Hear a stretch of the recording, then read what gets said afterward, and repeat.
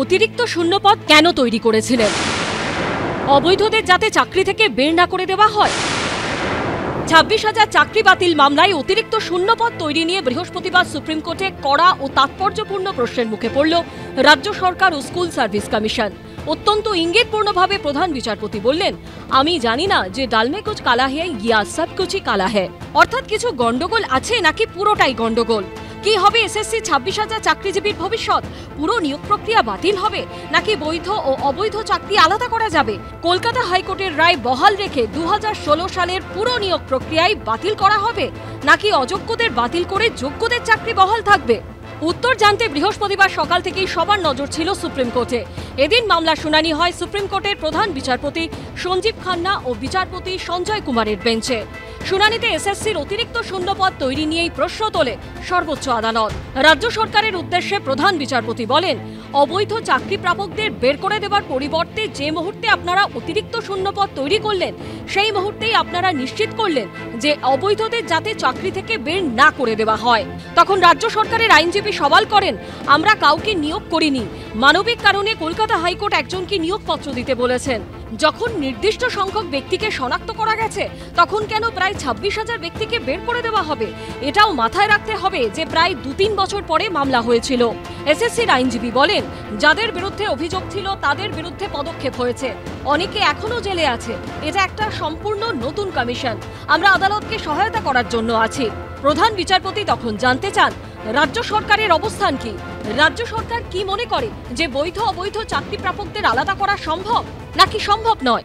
আমরা বারবার দাবি করে আসছি, সেগ্রিগেশন ছাড়া আমাদের এই কেস যেটা বিশাল দুর্নীতি হয়েছে, সেগ্রিগেশন ছাড়া এই কেস থেকে কোনো কিছু ফলপ্রসূ কিছু আশা করা যাচ্ছে না। অতএব আমরা সবসময় সেগ্রিগেশনের দাবি চাইছি এবং সেই দিকেই আশা করি কেসটা এগোচ্ছে।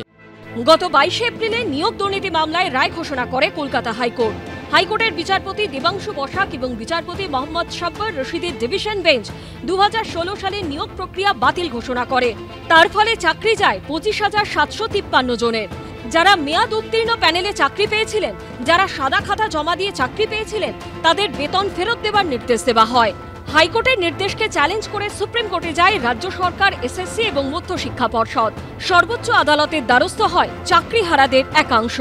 এদিন সুপ্রিম কোর্টে শুনানিতে প্রশ্ন ওঠে ওএমআর শিট সংরক্ষণ করা নিয়েও। প্রধান বিচারপতি রাজ্য সরকার ও এসএসসির কাছে জানতে চান, ওএমআর শিট কবে নষ্ট করে দেওয়া যায় তার কোনো নিয়ম আছে? রাজ্য সরকারের আইনজীবী বলেন, হ্যাঁ, 1 বছর। প্রধান বিচারপতি প্রশ্ন করেন, ওএমআর শিটের মিরর ইমেজ কি এসএসসি সংরক্ষণ করেছিল? রাজ্য সরকার উত্তর দেয়, না। তখন প্রধান বিচারপতি বলেন, যেটা দেখা যাচ্ছে এসএসসি নাইসাকে নিযুক্ত করেছিল, সেখান থেকে এটা ডাটা স্ক্যানটেকের হাতে যায়, কিন্তু তারাও এটা করেনি। এসএসসির কি উচিত ছিল না মিরর ইমেজ রেখে দেওয়া? কারণ এক্ষেত্রে আসল নথি হচ্ছে ওএমআর। যদি ওএমআর শিটে কোনো পরিবর্তন হয়ে থাকে তাহলে সেটা সেখান থেকেই দেখা যাবে। যদি ওএমআর শিট পরে ভর্তি করা হয়ে থাকে বা পরিচয় গোপন করা হয়ে থাকে তাহলে তো সেটা ওএমআর থেকেই দেখা যাবে। এসএসসির এবং এই সরকারের ব্যর্থতার কারণে আজকে আমাদের দীর্ঘ 8 বছর জীবন থেকে চলে গেছে। আজকে আমরা এখনো পর্যন্ত রাস্তায় দিন কাটাচ্ছি। এটার অবশ্যই এর দায় সরকারকে নিতে হবে এবং কমিশনকে নিতেই হবে এবং এই প্যানেলটা যাতে বাঁচে তার ব্যবস্থা করতে হবে। এই প্যানেলের মধ্যে যারা বৈধ চাকরিজীবী তারা যাতে মান সম্মানের সঙ্গে চাকরিতে বহাল থাকে তার ব্যবস্থা করুক এবং যারা ডিপ্রাইভড হয়েছি আমরা দীর্ঘ 8 বছর ধরে যোগ্য হয়েও আমাদের নিয়োগের ব্যবস্থা করুক। দায় পুরোপুরিভাবে কমিশনের তথা রাজ্য সরকারের। তাদের অবশ্যই তাদের একটা দুর্নীতি তারা করেছে, একটা পুরো মন্ত্রিসভা জেলে রয়েছে। পাশাপাশি তাদের যে সদিচ্ছার অভাব সেটা কিন্তু আমরা লাস্ট 2 বছর ধরে দেখে পাচ্ছি। একটা বিচারকে কিভাবে দিনের পর দিন দীর্ঘায়িত করতে হয় সেটাও কিন্তু আমরা দেখতে পাচ্ছি। তো আমরা চাই এই জিনিসটা একটা সলিউশন আসুক এবং যারা বৈধ টিচার আছেন তারা সসম্মানে তাদের জায়গায় ফিরে যাক। পাশাপাশি যারা ওয়েটিংয়ে আছে তারাও যেন তাদের যোগ্য জায়গাটা পায় সেই দিকটা বিবেচনা করা হোক। সুপ্রিম কোর্টের প্রধান বিচারপতি বলেন, মূল কথা আমাদের হাতে আসল ওএমআর নেই বা এমন কোনো স্ক্যান্ড কপি বা মিরর ইমেজও নেই যেটা আমরা দেখতে পারি। বাস্তব চিত্র এটাই যে এসএসসি কোনো মিরর ইমেজ রাখেনি। একমাত্র নথি বলতে যা আছে তা হলো নাইসাকে দেওয়া ডাটা স্ক্যান থেকে স্ক্যান্ড ইমেজ, যেখান থেকে দেখা যাচ্ছে যে এসএসসির দেওয়া নম্বর এবং সার্ভারের নম্বর আলাদা আলাদা। প্রধান বিচারপতি আরও বলেন, স্ক্যানিংয়ের ক্ষেত্রেও অনিয়ম হয়েছে। ডাটা স্ক্যানটেক এই কাজ এসএসসির অফিসে করেছে। স্ক্যানারের মেটা ডাটা খতিয়ে দেখতে হবে যে কোনো পরিবর্তন করা হয়েছিল কিনা। এগুলো যদি সত্যি হয় তাহলে বৈধ অবৈধ আলাদা করার কোনো উপায় নেই। প্রধান বিচারপতি জানতে চান, সমস্ত পরীক্ষার্থীর ওএমআর শিট সার্ভারে আছে নাকি কিছু হারিয়ে গেছে। এসএসসির আইনজীবী তখন বলেন, এসএসসি মূল্যায়নের বরাত নাইসাকে দিয়েছিল, ডাটা স্ক্যানটেককে কোনো কাজের বরাত এসএসসি দেয়নি। ডাটা স্ক্যানটেক সম্পর্কে এসএসসি কিছুই জানতো না। আমরা কখনোই হলফনামা দিয়ে কথা বলিনি যে আমাদের কাছে মিরর ইমেজ আছে। প্রায় ২৬ লক্ষ পরীক্ষার্থী ছিল, এসএসসি নিয়মিত পরীক্ষা নেয়, সমস্ত ওএমআর শিট সংরক্ষণ করা সম্ভব নয়। দুর্নীতি হয়েছে এটা তো সবাই জানে, এবং এর জন্য তো একটা সিস্টেম দায়ী। যারা কষ্ট করে পরীক্ষা দিয়ে আজকে যোগ্য হয়ে যোগ্যতার ভিত্তিতে চাকরি পেয়েছে তাদেরকে ছুঁড়ে ফেলে দিতে হবে, এটা কখনো মানা যায় না। সিজিআই আজকে নিজে জিজ্ঞাসা করেছিলেন যে ওই ওএমআরে কি কি তথ্য আছে, একজন ক্যান্ডিডেটের ওখানে নাম, রোল নাম্বার, সাবজেক্ট কোড, এমনকি সিগনেচার, ইনভিজিলেটর সিগনেচার, এমনকি নিজেদের যে ক্যান্ডিডেট সিগনেচার সেটা আছে। আমাদের যে অ্যাডমিট কার্ডটা দেওয়া হয়েছিল তাতে কিন্তু ওই ইনভিজিলেটরের সিগনেচার আছে, আমাদের সিগনেচারও আছে। তাহলে যদি সব কিছু তথ্য মিলিয়ে দেখা হয় ওই ওএমআরটা আমারই, এটা প্রুফ হয়। যেখানে পুরো 9-10-এ মাত্র 8.5% ইলিগালিটিস হয়েছে, আর 11-12-এ 14%। তার মানে 9-10-এ 92% ঠিকঠাকভাবে চাকরি পেয়েছে, আর 11-12-এ 86% ঠিকঠাকভাবে চাকরি পেয়েছে। তাহলে শুধুমাত্র এই 8.5% আর 14%-এর জন্য হোল 100% ক্যান্ডিডেটকে ছুড়ে ফেলে দেওয়ার মতন একটা ব্যবস্থা, সেটা কেন? আমরা এই বঞ্চনার শিকার কেন হব? প্রধান বিচারপতি বলেন, এখন মূল প্রশ্ন হলো হার্ড ডিস্কে পাওয়া তথ্যের সত্যতা। আমাদের কাছে যে ডাটাবেস বা তথ্য উপলব্ধ আছে সেটা কি আসল ডাটাবেস? এটাই এখন মূল প্রশ্ন, কারণ সিবিআই এ সম্পর্কে নির্দিষ্ট অবস্থান গ্রহণ করতে পারেনি। আমি এখন খালি ওএমআর শিট নিয়ে চিন্তিত, ওএমআর পরিবর্তন করার সম্ভাবনা নিয়ে আমি ভাবছি।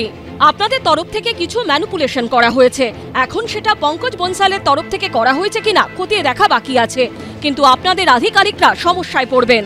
তখন মধ্যশিক্ষা পর্ষদের আইনজীবী বলেন, এই নিয়োগে সবথেকে বেশি সমস্যা হবে গ্রুপ সি এবং গ্রুপ ডি নিয়ে, কারণ এখানেই সবথেকে বেশি অবৈধ নিয়োগ হয়েছে বলে অভিযোগ। আমরা তো এইটাই চাই, কারণ যে ক্যান্ডিডেটদের লিস্ট দেওয়া হয়েছে সেখানে আমাদের কোনো নাম নেই, আমাদের বিরুদ্ধে কোনো অ্যালিগেশন এখনও অবধি নেই। তো আমরা তো সেগ্রিগেশনই চাই, সেটা রাজ্য সরকার হয়তো অনেকটা পরে বলল। সিবিআই যে লিস্ট দিয়েছেন বা রাজ্য সরকার বা এসএসসি যে লিস্ট দিয়েছেন, সেগ্রিগেশন আমাদের দরকারি, কারণ সেগ্রিগেশন না হলে তো হবে না, বিষয়টা ক্লিয়ার হবে না।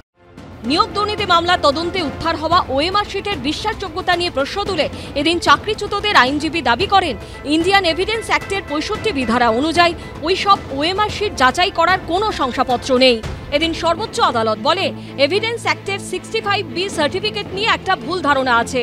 কোনো নথির মূল্য ঠিক কতটা সেটা শুধুমাত্র এই সার্টিফিকেট দ্বারা নির্ধারিত হয় না। 65B সার্টিফিকেট দিয়ে এটা প্রমাণ করা যায় না যে আসল ওএমআর এর স্ক্যান্ড কপি হার্ড ডিস্কে আছে। তখন 300 বিতর্কিত চাকরি প্রাপকের আইনজীবী দাবি করেন, পঙ্কজ বনসালের কাছ থেকে উদ্ধার হওয়া হার্ড ডিস্কের মধ্যে থাকা ওএমআর শিট আমাদের নয়। প্রধান বিচারপতি বলেন, আপনাকে ধন্যবাদ আমাদের আশঙ্কাকে সমর্থন করার জন্য। স্কুল সার্ভিস কমিশন যদিও বলেছেন যে তাদের কাছে কোনো ওএমআর শিট নেই, তখন আমরা যে আরটিআই অ্যাপ্লিকেশন করেছিলাম সেই আরটিআই রেসপন্সে তারা যে স্কুল সার্ভিস কমিশন যে আরটিআই অ্যান্সার যে দিয়েছে যে ওএমআর শিটগুলো তাদের নিজস্ব ডাটা থেকেই তারা দিয়েছে বলে তারা নিজেরাই উল্লেখ করেছে। মহামান্য বিচারপতি সেগুলো তাদের কাছ থেকে জানতে চান যে তাহলে এই যে আরটিআই রিপ্লাইয়ে আপনারা যে অ্যাপ্লিকেশন করলো তার রিপ্লাইয়ে যে ওএমআর শিট দিলেন, সেই ওএমআর শিটটি কোথা থেকে এসছে? স্টেট, রাজ্য সরকার এবং স্কুল সার্ভিস কমিশন সিবিআই এর ওএমআরটাকে চ্যালেঞ্জ করছে না। তারা বলছে না যে সিবিআই এর ওএমআরটা ফেক এবং ফলস, এটা তারা বলছে না। বেসিক্যালি তারা এই সিবিআই এর ওএমআরটা মেনে নিচ্ছে, বেসিক্যালি কোর্টে চুপ থাকছে এই বিষয়ে, কারণ তারা নিজেরাও জানে যে এই ওএমআরগুলোকে ট্যাম্পারিং করেই ব্ল্যাঙ্ক ওএমআর-এর চাকরি তারা দিয়েছে। তাহলে কি হার্ড ডিস্কে থাকা ওএমআর শিট আগেই বদলে ফেলা হয়েছে? তাহলে কোন তথ্যের ভিত্তিতে আলাদা করা হবে যোগ্য অযোগ্য প্রার্থীদের? সেই প্রশ্নটা রয়েই গেল। মামলার পরবর্তী শুনানি হবে পরের মাসে। প্রিয়াঙ্কা, আজকে নিঃসন্দেহে তোমাদের একটা বড় স্বস্তির দিন। তুমি আগের দিনের অনুষ্ঠানে বলছিলে যে চাকরির সুরক্ষা এবং তার সঙ্গে সম্মান, কিন্তু এই 16ই জুলাই অবধি তোমাদের যাদের স্কুলে ফিরবে তোমরা, তাদের কিন্তু দুর্নীতির জন্য কার্যত একটা মুচলেখা দিয়ে ফিরতে হবে, একটা আন্ডারটেকিং দিতে হবে যে আমি যদি ভবিষ্যতে অযোগ্য প্রমাণিত হই তাহলে ভবিষ্যতে বেতন ফেরত দিতে বাধ্য থাকব। এতদিন ধরে যে অস্বস্তির মধ্যে ছিলাম এটার আমরা ডিজার্ভ করি না। আমাদেরকে এই জায়গায় আনা হলো কিভাবে? মানে প্রথম থেকেই যদি এসএসসি তার নিজের যথার্থ ভূমিকা পালন করত, যদি সরকারের বারবার বলছি যদি একটা কন্ট্রোল থাকতো, কারণ এটা তো পশ্চিমবঙ্গের বাইরে নয় এসএসসিটা, সরকারের যদি একটা গুড গভর্নেন্স থাকতো তাহলে কিন্তু আজকে এই যে একটা পরিকল্পিত দুর্নীতি সেটা কিন্তু সংগঠিত হতেই পারতো না। এবার এখন যেটা প্রথম বলার যে আমাদের সম্মানের ক্ষেত্রে যেটা বললেন, এটা কিন্তু মানে আমরা কেউ ভুলে যেতে পারি না, আমরা যারা শিক্ষক তারা কিন্তু প্রত্যেকেই আমরা মা সরস্বতীর প্রতিনিধি। আজকে ক্রমাগত এই শিক্ষক এবং শিক্ষার প্রতি যে অসম্মান চলছে তার অবসান অবিলম্বে প্রয়োজন। সেক্ষেত্রে এসএসসির এখনও যথার্থ ভূমিকা পালন করা বাকি, কারণ তারাই প্রকৃত অর্থে বলে দেবে কারা যোগ্য কারা অযোগ্য। ইনফ্যাক্ট তারা এর আগে ভূমিকা পালন করলে এই দিনটাও আসতো না, এবং আমরা যে রাত্রিগুলো ঘুমাতে পারিনি, যে চোখের জল ফেলেছি, বা ধরুন আমাদের কথা যদি ছেড়েই দিই, যারা রাস্তায় বসে আছে দীর্ঘদিন ধরে প্রায় 1150 দিন, হ্যাঁ, তারা কিন্তু যোগ্য দাবিদার, অথচ তারা রাস্তায় বসে আছে। তারা কি এটা ডিজার্ভ করে? আজকে যদি এসএসসি যথার্থ ভূমিকা পালন করতো তাদের চাকরি কবে পেয়ে যাওয়ার কথা। অনেকের তাদের কোর্টে আসার মতো সামর্থ্য নেই, ফিনান্সিয়ালি চ্যালেঞ্জড, তারা পারেনি, সে জায়গা থেকে কিন্তু তারা রাস্তায় বসে আছে। তো সেখানে এসএসসির আজও সময় আছে যথার্থ ভূমিকা পালন করার। তারা যদি বলে দেয় তারা যদি অযোগ্য কারা এবং যোগ্য কারা, অযোগ্যদের সিস্টেম থেকে বার করার ক্ষেত্রে যাতে কড়া পদক্ষেপ যদি গ্রহণ করে, তাহলে কিন্তু যারা রাস্তায় বসে আছে তারা তাদের যোগ্য সম্মানটা ফিরে পায়। মাননীয় প্রধান বিচারপতি নিজেই প্রশ্ন তোলেন যে 2016 নিয়োগ প্রক্রিয়ায় অতিরিক্ত শূন্যপদ তৈরি করা হলো 2022-এ, এটা কেন হচ্ছে, এটা কেন তৈরি হলো? স্বয়ং প্রধান বিচারপতি এই প্রশ্ন তুলেছেন। প্রক্রিয়া সমাপ্তি হয়ে গেল 2019 সালে। একদম। তাহলে নিয়োগ কি এমন পরিস্থিতি হলো যেখানে আমাকে অতিরিক্ত শূন্যপদ তৈরি করতে হতো? আমার যদি শিক্ষকের অভাব থাকতো আমি নতুন নিয়োগ প্রক্রিয়া চালু করতাম, তাহলে তো আরও অন্য অনেক যারা যোগ্য তারা বুঝতে পারতো কি এমন অবস্থা হলো যে আমাকে অতিরিক্ত শূন্যপদ তৈরি করে সেই ওয়েটিং লিস্ট থেকেই নিতে হবে। এক, আর এখানে যেটা বলেছে এটা সম্পূর্ণ সত্য না, কারণ ঠিক এই অতিরিক্ত শূন্যপদ তৈরি হলো, তারপরই স্কুল সার্ভিস কমিশন কোর্টের কাছে আবেদন জানালো যে যারা বেআইনিভাবে নিয়োগ পেয়েছে এই অতিরিক্ত শূন্যপদে তাদেরকে আমরা নিয়োগ করে তাদের চাকরিটা আমরা বজায় রাখতে চাইছি। এর থেকে বোঝা যাচ্ছে যে অতিরিক্ত শূন্যপদটা ক্রিয়েটই করা হলো যারা বেআইনি, তাদের যাতে চাকরি বেঁচে যায় তাদের জন্য। এখানে রাজ্য সরকারের একটা পাল্টা যুক্তি আজকে কোর্টে আলোচিত হচ্ছিল, বলা হচ্ছিল যে আমরা অতিরিক্ত শূন্যপদ তৈরি করেছি কিন্তু তাতে তো নিয়োগ করিনি। নিয়োগ কেন হয়নি? কারণ হাইকোর্টের স্টের জন্য, হাইকোর্টের স্টের জন্য। কিন্তু আপনাকে এখানে দেখতে হবে ক্রিমিনালিটিটা কি, ক্রিমিনালিটি আমার ইন্টেনশনটা কি, যে বেআইনি চাকরি যারা পেয়েছে তাদের চাকরিটা রক্ষা করতে হবে। আপনারা কি করে, যেখানে কনফিডেন্সিয়াল ব্যাপার, লক্ষ লক্ষ ছেলের ওয়েমার শিট, অ্যান্সার কি, আপনারা কাকে দিচ্ছেন, কার কাছে যাচ্ছে জানেন না। It's a serious breach of security protocol, court আনকোর্ট অনারেবল চিফ জাস্টিস এটা বলেছে আজকে। এতেই বোঝা যাচ্ছে যে আজকে এটা পরিষ্কার যে দুর্নীতি হয়েছে। আর এই স্থগিতাদেশ কেন দিয়েছে? অনেকে অনেক বলছে স্থগিতাদেশ দিয়েছে। স্থগিতাদেশ মনে করে থাকবেন যে কোনো স্থগিতাদেশ দেয় যখন, নর্মালি হাইকোর্ট বা সুপ্রিম কোর্ট একটা অবজারভেশন দেয় যে প্রাথমিকভাবে আমরা মনে করছি যে অর্ডারের এই ভুল, কিন্তু আজকে কিন্তু অর্ডারে সেই অবজারভেশন নেই, বরঞ্চ বারংবার বলা হয়েছে কি পরিমাণ দুর্নীতি হয়েছে। এখানে সুপ্রিম কোর্টে যাওয়ার জন্য তির্যক মন্তব্য পর্যন্ত হয়েছে, কিন্তু রাজ্য সরকার আজকে প্রমাণ করে দিয়েছে হ্যাঁ এটা ঠিক ছিল। শুধুমাত্র অযোগ্যদের বাঁচানোর জন্য নয়, আজকে 26,000 মানুষের চোখের জল, তাদের আশ্রয়হীন, তাদের নিঃসঙ্গতা, আজকে দাঁড়িয়ে সেই ন্যায়ালয় কিন্তু একটাই যে বলছে যে আমরা বলেছিলাম ন্যায়ালয় অবধি তো যেতেও হতো না যদি আলাদা লিস্ট হাইকোর্টে এসএসসি দিত। তুমি তো দেখেছো যে হাইকোর্টের নিশ্চয়ই এসএসসির তরফে চেয়ারম্যান প্রথম দিন বললেন যে আমি জোর দিয়ে বলতেই পারবো না, আমি সার্টিফাই করতে পারবো না যে এই 19,000 হচ্ছে যোগ্য। পরের দিন তার বিবৃতি সম্পূর্ণ পাল্টে গেল, 180 ডিগ্রি ঘুরে তিনি বললেন হ্যাঁ যোগ্য এবং অযোগ্যদের লিস্ট করা সম্ভব। প্রশ্ন আছে আমার, একটা হচ্ছে এই সিবিআই যখন ইনভেস্টিগেশন করছে যোগ্যদের বাদ দিয়ে, এই লিস্টটা বাদ দিয়ে খালি ইনভেস্টিগেশন করলো, কোথাও দাঁড়িয়ে তাদের রিপোর্টে একবারও বলেছে এসএসসি কে তাদের কোঅপারেট করছে না, বা রাজ্য সরকার কোঅপারেট করলে কোন রিপোর্টে আছে সিবিআই? আমি বলছি আকাশ পাতাল ফারাক। আজকেও সুপ্রিম কোর্টে, যেহেতু আমি বাড়তি সময় দেবো, সিবিআই অযোগ্য কত এই সংখ্যাটা তুমি যদি আজকে দেখো, আজকে সিবিআই সুপ্রিম কোর্টে দাঁড়িয়ে বলছে 8,324 জন, আর এসএসসি বলছে অযোগ্য 5,250 জন। এবার কি বলবে তুমি? না এবার কোনটা ফ্যাক্ট? আচ্ছা, আজকে গোটা সওয়ালটা হলো সিবিআই রিপোর্টের ওপর, যেটা বলছে ৮৩২৪ জন। সিবিআই যখন আজকে ৮৩২৪ জন বলছে, তখন আর এসএসসির আইনজীবী তাতে অপোজ করছেন না। তাহলে আমার বিনীত প্রশ্ন, কোনটা আসল ফিগার? তাহলে সিবিআই এটা আগে করলো না কেন? আমি তো ওটা প্রশ্ন করতে পারি। আমি তো বলছি এসএসসি আগে তালিকাটা দিল না কেন? একই ব্র্যাকেটের মধ্যে যখন সবাইকে ফেলে দেওয়া হয়েছে, এর দায়িত্ব মুখ্যমন্ত্রীকেই নিতে হবে। আর এই যে একটা কথা হচ্ছিল, একটু আগে শুনছিলাম যে ওটা কেন আগে হয়নি, সেটা কেন হয়নি। আজকে মুখ্যমন্ত্রী যখন বলেন যে 294টা সিটে আমি প্রার্থী, আর তৃণমূল কংগ্রেস যখন বলেন সবই তার অনুপ্রেরণাতে হয়, তার মানবিকতার খাতিরে আমি শুনছি মানবিক দিক। নিঃসন্দেহে ঠিক কথা বলেছেন শিক্ষামন্ত্রী। মুখ্যমন্ত্রীর তো একটা মানবিক দিক আছেই।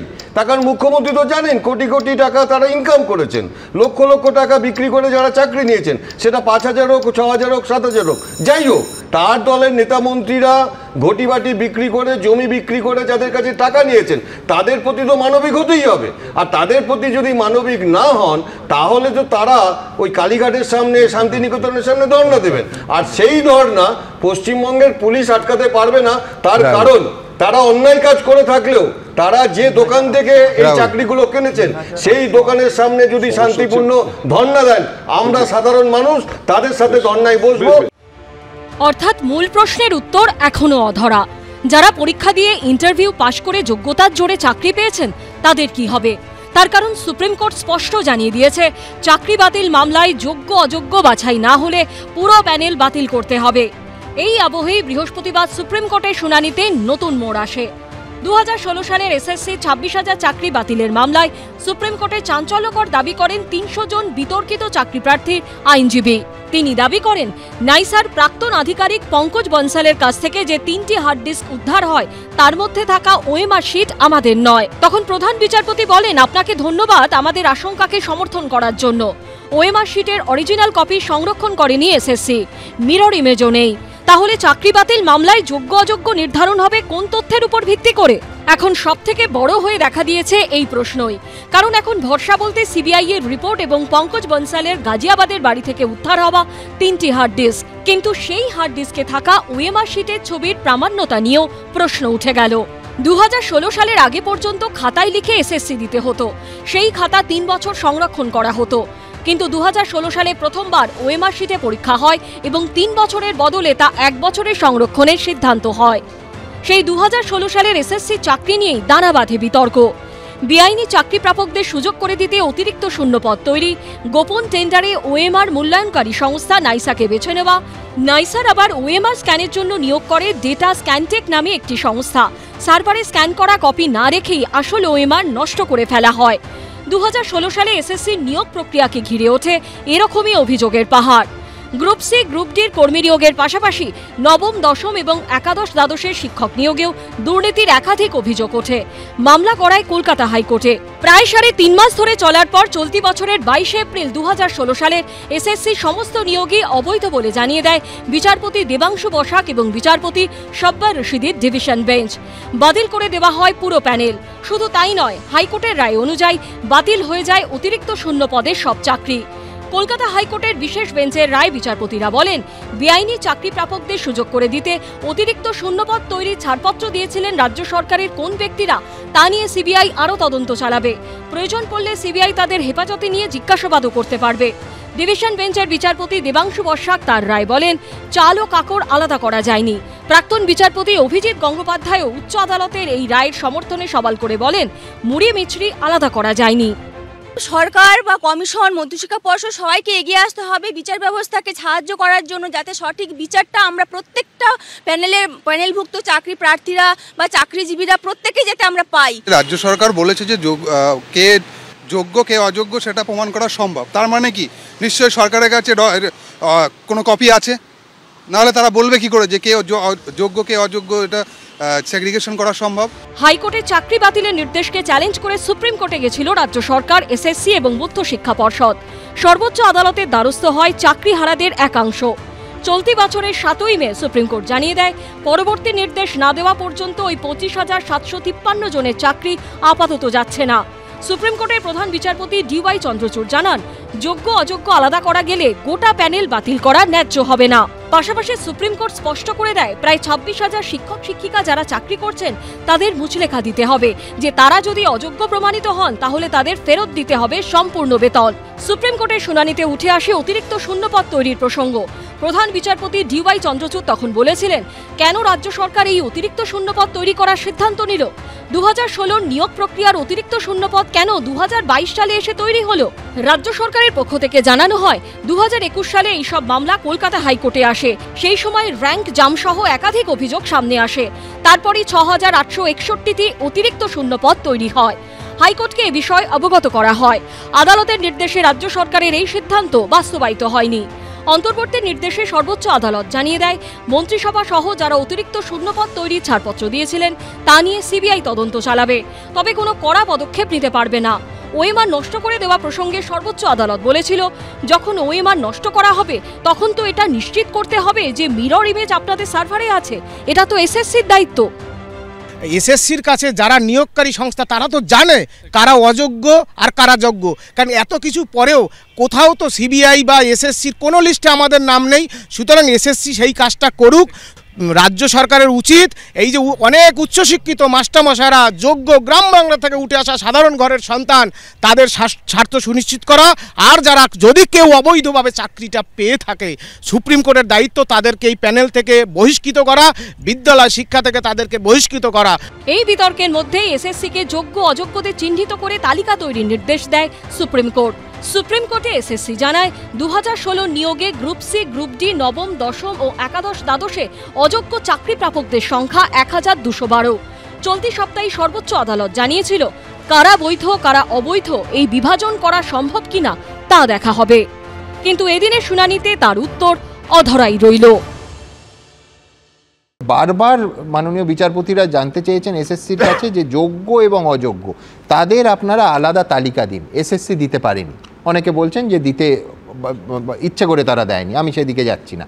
কিন্তু আমার বক্তব্য যে যারা এর ভেতরে একজনও যদি যোগ্য শিক্ষক শিক্ষিকা থাকেন, অনেকে আছেন, 8 বছর পরে কি তাদের আবার পরীক্ষায় বসতে হবে? এই মুহূর্তে এই হাইকোর্ট তাদের যারা যোগ্য অথচ যাদের প্যানেলটা বাতিল হয়ে গেল তাদের কি সুরাহা দিয়েছে? এই রায়ের 204 নম্বর পেজে চলে যান। স্কুল সার্ভিস কমিশন সে ডাটা দিয়েছিল, সেই স্ট্যাটিস্টিক্যাল ডাটায় দেখবেন একদম কলাম করে দেওয়া হয়েছে। একদম দেখুন এখানে যে কলাম দেওয়া আছে, এই কলামে দেখুন এক্সেস অ্যাপয়েন্টমেন্টের কোনো কলাম আছে? নেই। না, আমরা এই যে তথ্য বোর্ডের দেওয়া যে তথ্য যে গ্রুপ সি তে এতগুলো অ্যাপয়েন্টমেন্ট লেটার ইস্যু করেছি, গ্রুপ ডি তে এতগুলো অ্যাপয়েন্টমেন্ট লেটার ইস্যু করেছি, 9-10 এতগুলো অ্যাপয়েন্টমেন্ট লেটার ইস্যু করেছি, 11-12 এতগুলো অ্যাপয়েন্টমেন্ট লেটার ইস্যু করেছি, আমরা তার ট্যাবুলার শিট দিয়ে আদালতে দেখিয়েছিলাম। টোটাল ভ্যাকেন্সি ছিল এই 4টে নিয়োগ প্রক্রিয়ায় 24,640টি, অথচ অ্যাপয়েন্টমেন্ট লেটার ইস্যু করেছে বোর্ড 25,753টি। দেখুন লিস্টে নেই। অর্থাৎ আদালতে যখন এসএসসি কে বলছে, বোর্ডকে বলছে তুমি ডিসক্লোজ করো সমস্ত তথ্য, তাহলে আমি tainted candidate non tainted candidate separate করে শুধুমাত্র টেন্টেড ক্যান্ডিডেট গুলোকে বাতিল করব, যে নন টেন্টেড ক্যান্ডিডেট গুলোকে রেখে দেব। সসম্মানে চাকরি করবেন। কিন্তু কে ডিসক্লোজ করেনি? বোর্ড করেনি, এসএসসি করেনি, স্টেট করেনি। উল্টে স্টেট কি করেছে? স্টেট এই যে অযোগ্য চাকরি প্রাপক তাদের চাকরি বাঁচানোর জন্য ক্যাবিনেট ডিসিশন নিয়েছে যে সুপার নিউমেরিক পোস্ট তৈরি করব। আপনার কাছে নিশ্চিতভাবে সেই সুপার নিউমেরিক পোস্ট তৈরির সেই ক্যাবিনেট মেমোরেন্ডামটি আছে। ক্যাবিনেট মেমোরেন্ডাম খুলে দেখুন কি বলেছে। ক্যাবিনেট মেমোরেন্ডাম বলছে যে গোটা রাজ্য জুড়ে ইলিগাল অ্যাপয়েন্টমেন্ট হয়েছে, তার কগনিজেন্স নিল। তারপরে তাদের বিরুদ্ধে কি ব্যবস্থা গ্রহণ করা হবে, মমতা বন্দ্যোপাধ্যায় সরকার তাদের বিরুদ্ধে একটা শব্দ ব্যবহার করলো না। আচ্ছা বলুন তো, সংবিধানের শপথ নিয়ে কোনো মন্ত্রিসভা এ কথা বলতে পারে যে ইলিগাল অ্যাপয়েন্টমেন্ট হয়েছে? হ্যাঁ, I sit tight about the matter. আজকে রায় নিয়ে কথা হচ্ছে সুমনদা, এই রায় নিয়ে যখন কথা হচ্ছে না, আমাদের 2019-এ একটু ফিরে যাওয়া উচিত। 19 নিয়ে অনেক কথা হচ্ছিল। 19-এ সেই 27 দিনের আন্দোলন, একটা বোনের মিসক্যারেজ হয়ে গেল, পাশে আহারে বাংলা চলছিল, তৃণমূলের নেতারা সেখানে গেল, গান্ডে পিন্ডে খেয়ে আসলো, ওখানে একটা বোনের মিসক্যারেজ হলো, হসপিটালাইজড হলো প্রায় 80 জনের ওপর, সেখানে ডেঙ্গু হলো তাদের। তারপর গিয়ে মুখ্যমন্ত্রী গেলেন ভোটের আগে মার্চ মাসে, গিয়ে বললেন যে আমরা একটা তোমাদের দেখছি, একটা উপদেষ্টা কমিটি অ্যাপয়েন্ট হলো।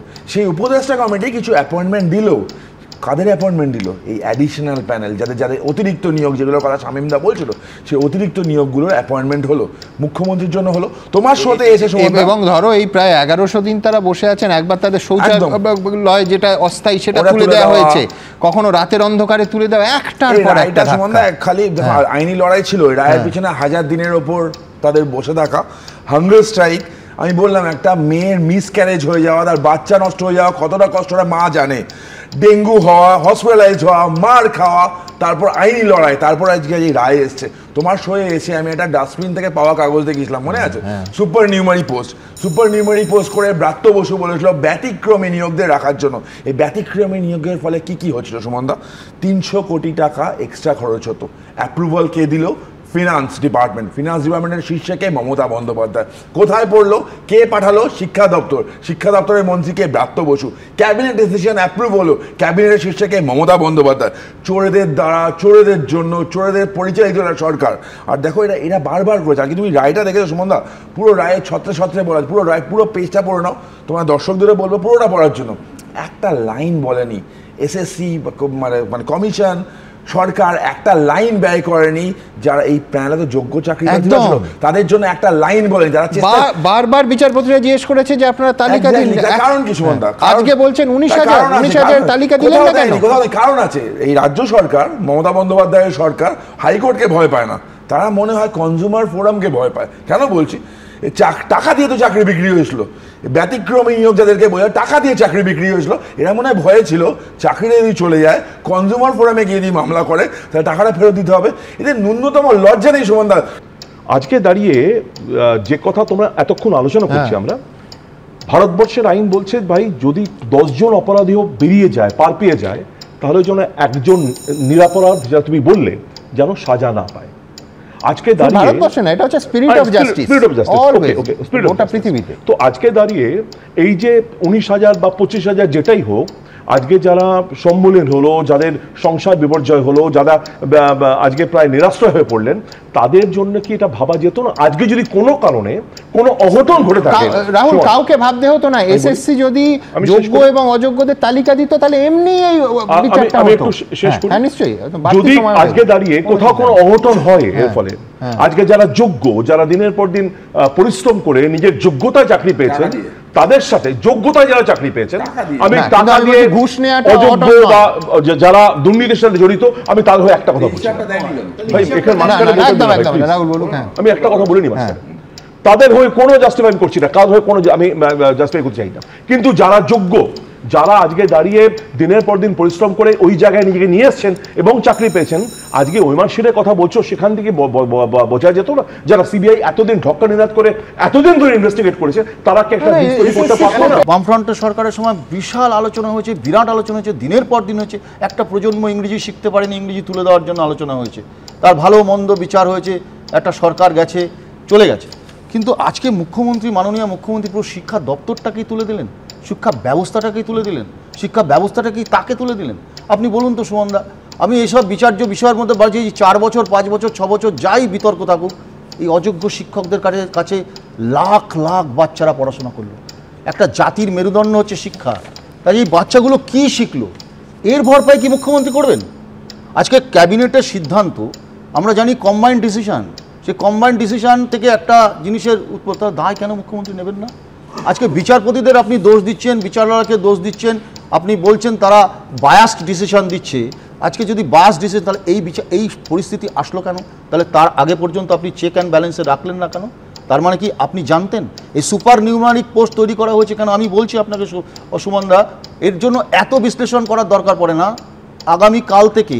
আগামীকাল থেকে যারা টাকা দিয়ে চাকরি কিনেছে, রীতিমতো মেনু কার্ড করে যে নেতারা চাকরি বিক্রি করেছে, যেমন আমরা হোটেলে মেনু কার্ড দেখে দেখে জিনিসপত্র কিনি, খাবারের অর্ডার দিই, এরা মেনু কার্ড করে চাকরি যারা বিক্রি করেছে তাদের বাড়িতে গিয়ে সুদ সমেত টাকা ফেরত চাইবে। এই আনরেস্ট তৈরি করার দায় আমি বলছি পশ্চিমবঙ্গে যারা টাকা দিয়েছে তাদের মধ্যে বহু গরিব মানুষ আছেন। গাজিয়াবাদ থেকে সিবিআই এর উদ্ধার করা হার্ড ডিস্কে পাওয়া ওএমআর তথ্যের গ্রহণযোগ্যতা নিয়ে সন্দেহ প্রকাশ করল সুপ্রিম কোর্ট। উদ্ধার হওয়া মিরর ইমেজ কি আসল ওএমআরের? এদিন এই প্রশ্নই তুললেন প্রধান বিচারপতি। এসএসসি মামলা তদন্তে নেমে বিস্ফোরক তথ্য হাতে এসেছিল সিবিআই এর। একেবারে ফাঁকা ওএমআর শীট, একটা কালির আঁচড় পর্যন্ত নেই। অথচ শূন্য পাওয়া প্রার্থীদের নম্বর মূল্যায়নকারী সংস্থার হার্ড ডিস্ক থেকে জাদু বলে কমিশনের ওয়েবসাইটে হয়ে গেছিল 53। পরীক্ষার্থীরা কেউ 0, 1 বা 2 পেয়েছিলেন, অথচ কমিশনের সার্ভারে তাদের নম্বর দেখানো হয়েছিল 50, 52 কিংবা 53। আবার মূল্যায়নকারী সংস্থার সার্ভারে এক পরীক্ষার্থীর প্রাপ্ত নম্বর ছিল 40, অথচ দেখা যায় কমিশনের সার্ভারে তা কমে হয়ে গেছে 10। আর এই কারসাজির নেপথ্যে গাজিয়াবাদের এক সংস্থার নাম উঠে আসে, নাইসা কমিউনিকেশনস প্রাইভেট লিমিটেড। এসএসসির গ্রুপ সি, গ্রুপ ডি, নবম, দশম এবং একাদশ, দ্বাদশ শ্রেণীতে নিয়োগের ক্ষেত্রে ওএমআর শীট মূল্যায়নের বরাদ দেওয়া হয়েছিল এই সংস্থাকে। নাইসার অফিস ও সংস্থার এক প্রাক্তন কর্মী পঙ্কজ বনসালের গাজিয়াবাদের বাড়ি থেকে 3টি হার্ড ডিস্ক বাজেয়াপ্ত করে সিবিআই। কেন্দ্রীয় এজেন্সির দাবি, সেই 3টি হার্ড ডিস্কে ওএমআর শীটে স্ক্যান কপি এবং প্রার্থীদের প্রাপ্ত নম্বরের তথ্য ছিল। চার্জশিটে সিবিআই দাবি করে নাইসার থেকে সমস্ত ব্যাকআপ ডেটা নেয় এসএসসি। সমস্ত ব্যাকআপ ডেটা নেবার উদ্দেশ্য ছিল একটাই, যাতে নাইসা কমিউনিকেশনসের কাছে আর কোনো তথ্য না থাকে। প্যানেলে কারচুপি করে অযোগ্য প্রার্থীদের নাম তালিকায় ঢোকানো যায়, পরে এই সমস্ত ব্যাকআপ ডেটা ধ্বংস করে দেওয়া যায়। ফলে এসএসসির দপ্তরে তল্লাশি চালিয়েও কিছুই পাওয়া যায়নি। কিন্তু সিবিআই যখন নাইসার দপ্তরে হানা দেয়, তখন সেখানকার সার্ভার থেকে মেলে একাধিক ফাঁকা ওএমআর শীট। সেই ফাঁকা ওএমআর শীট দেখিয়েছিলাম আমরা। সিবিআই সূত্রে দাবি, কোনো প্রশ্নের উত্তর না দিয়ে এই ফাঁকা ওএমআর শীট জমা দিয়েও চাকরি পেয়েছিলেন অনেকে, আর প্রশ্নের উত্তর দিয়েও বহু প্রার্থী চাকরি পাননি। এর পিছনে যে বিরাট দুর্নীতি আছে এটা তার প্রমাণ। ঠিক আরজি করের যে এভিডেন্স, সেই পীড়িতার শরীরটাকে নষ্ট করে দেওয়া হলো যাতে সবকিছু এভিডেন্স ছিল।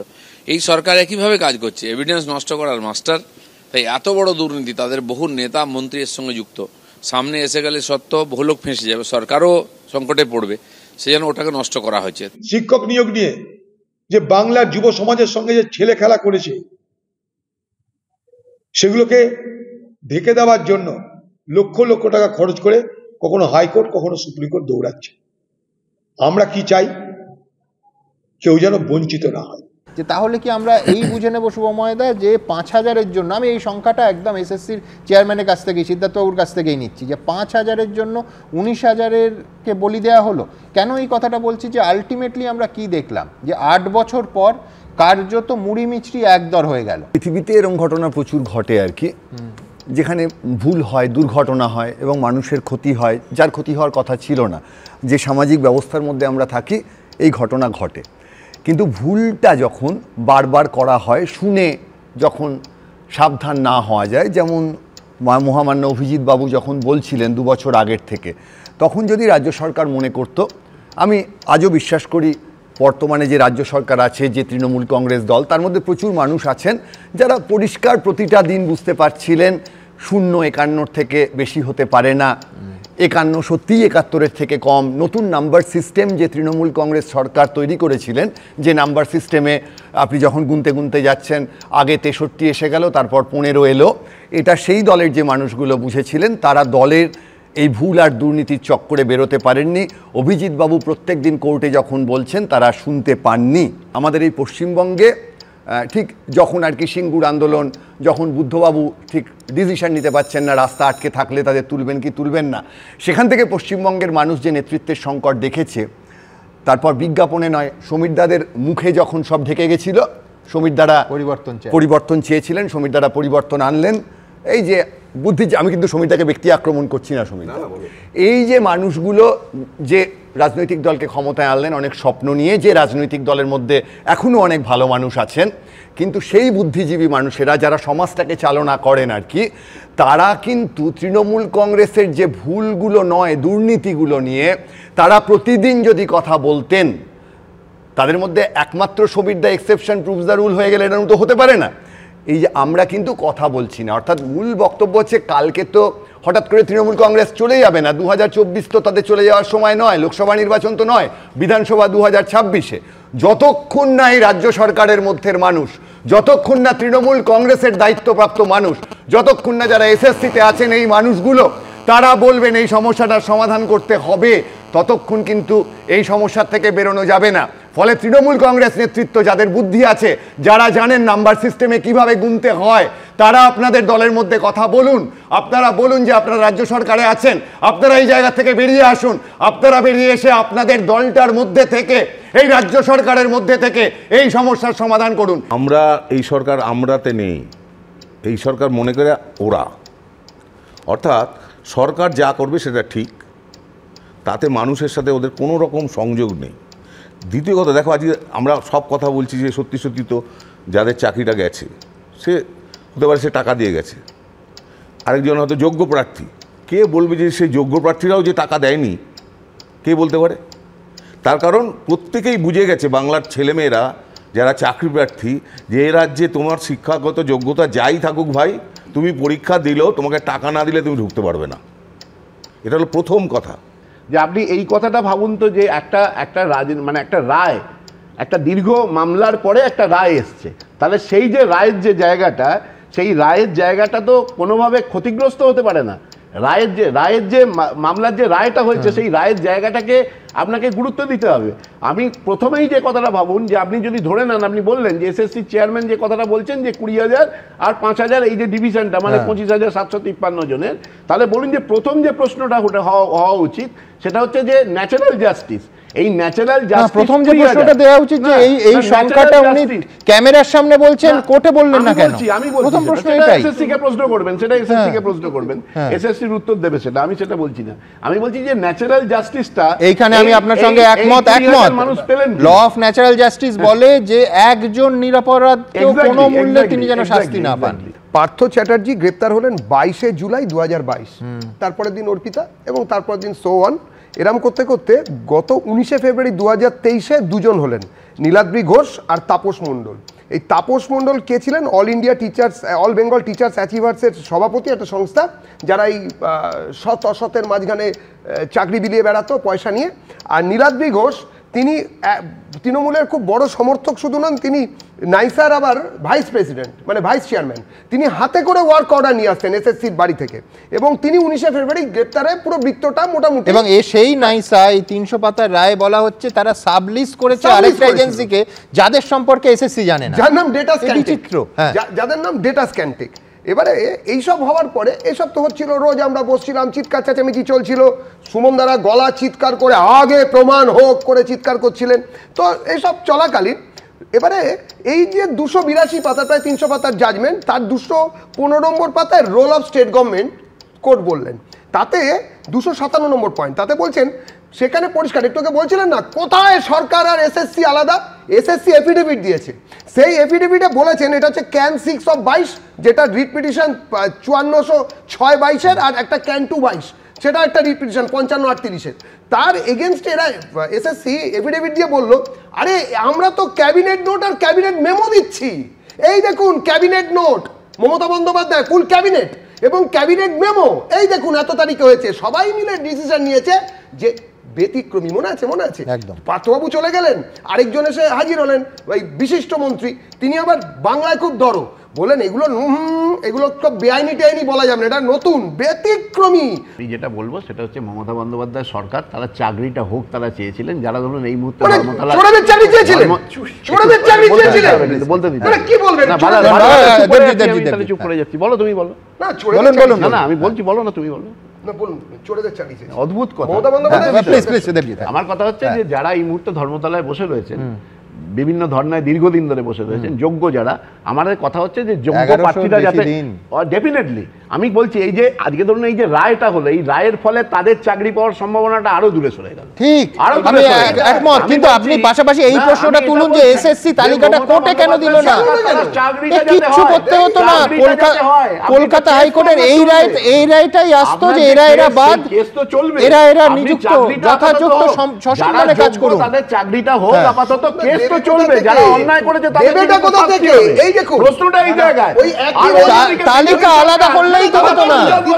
আমি পাঁচটার কাছে যাবো, শুধু তো এক সেকেন্ড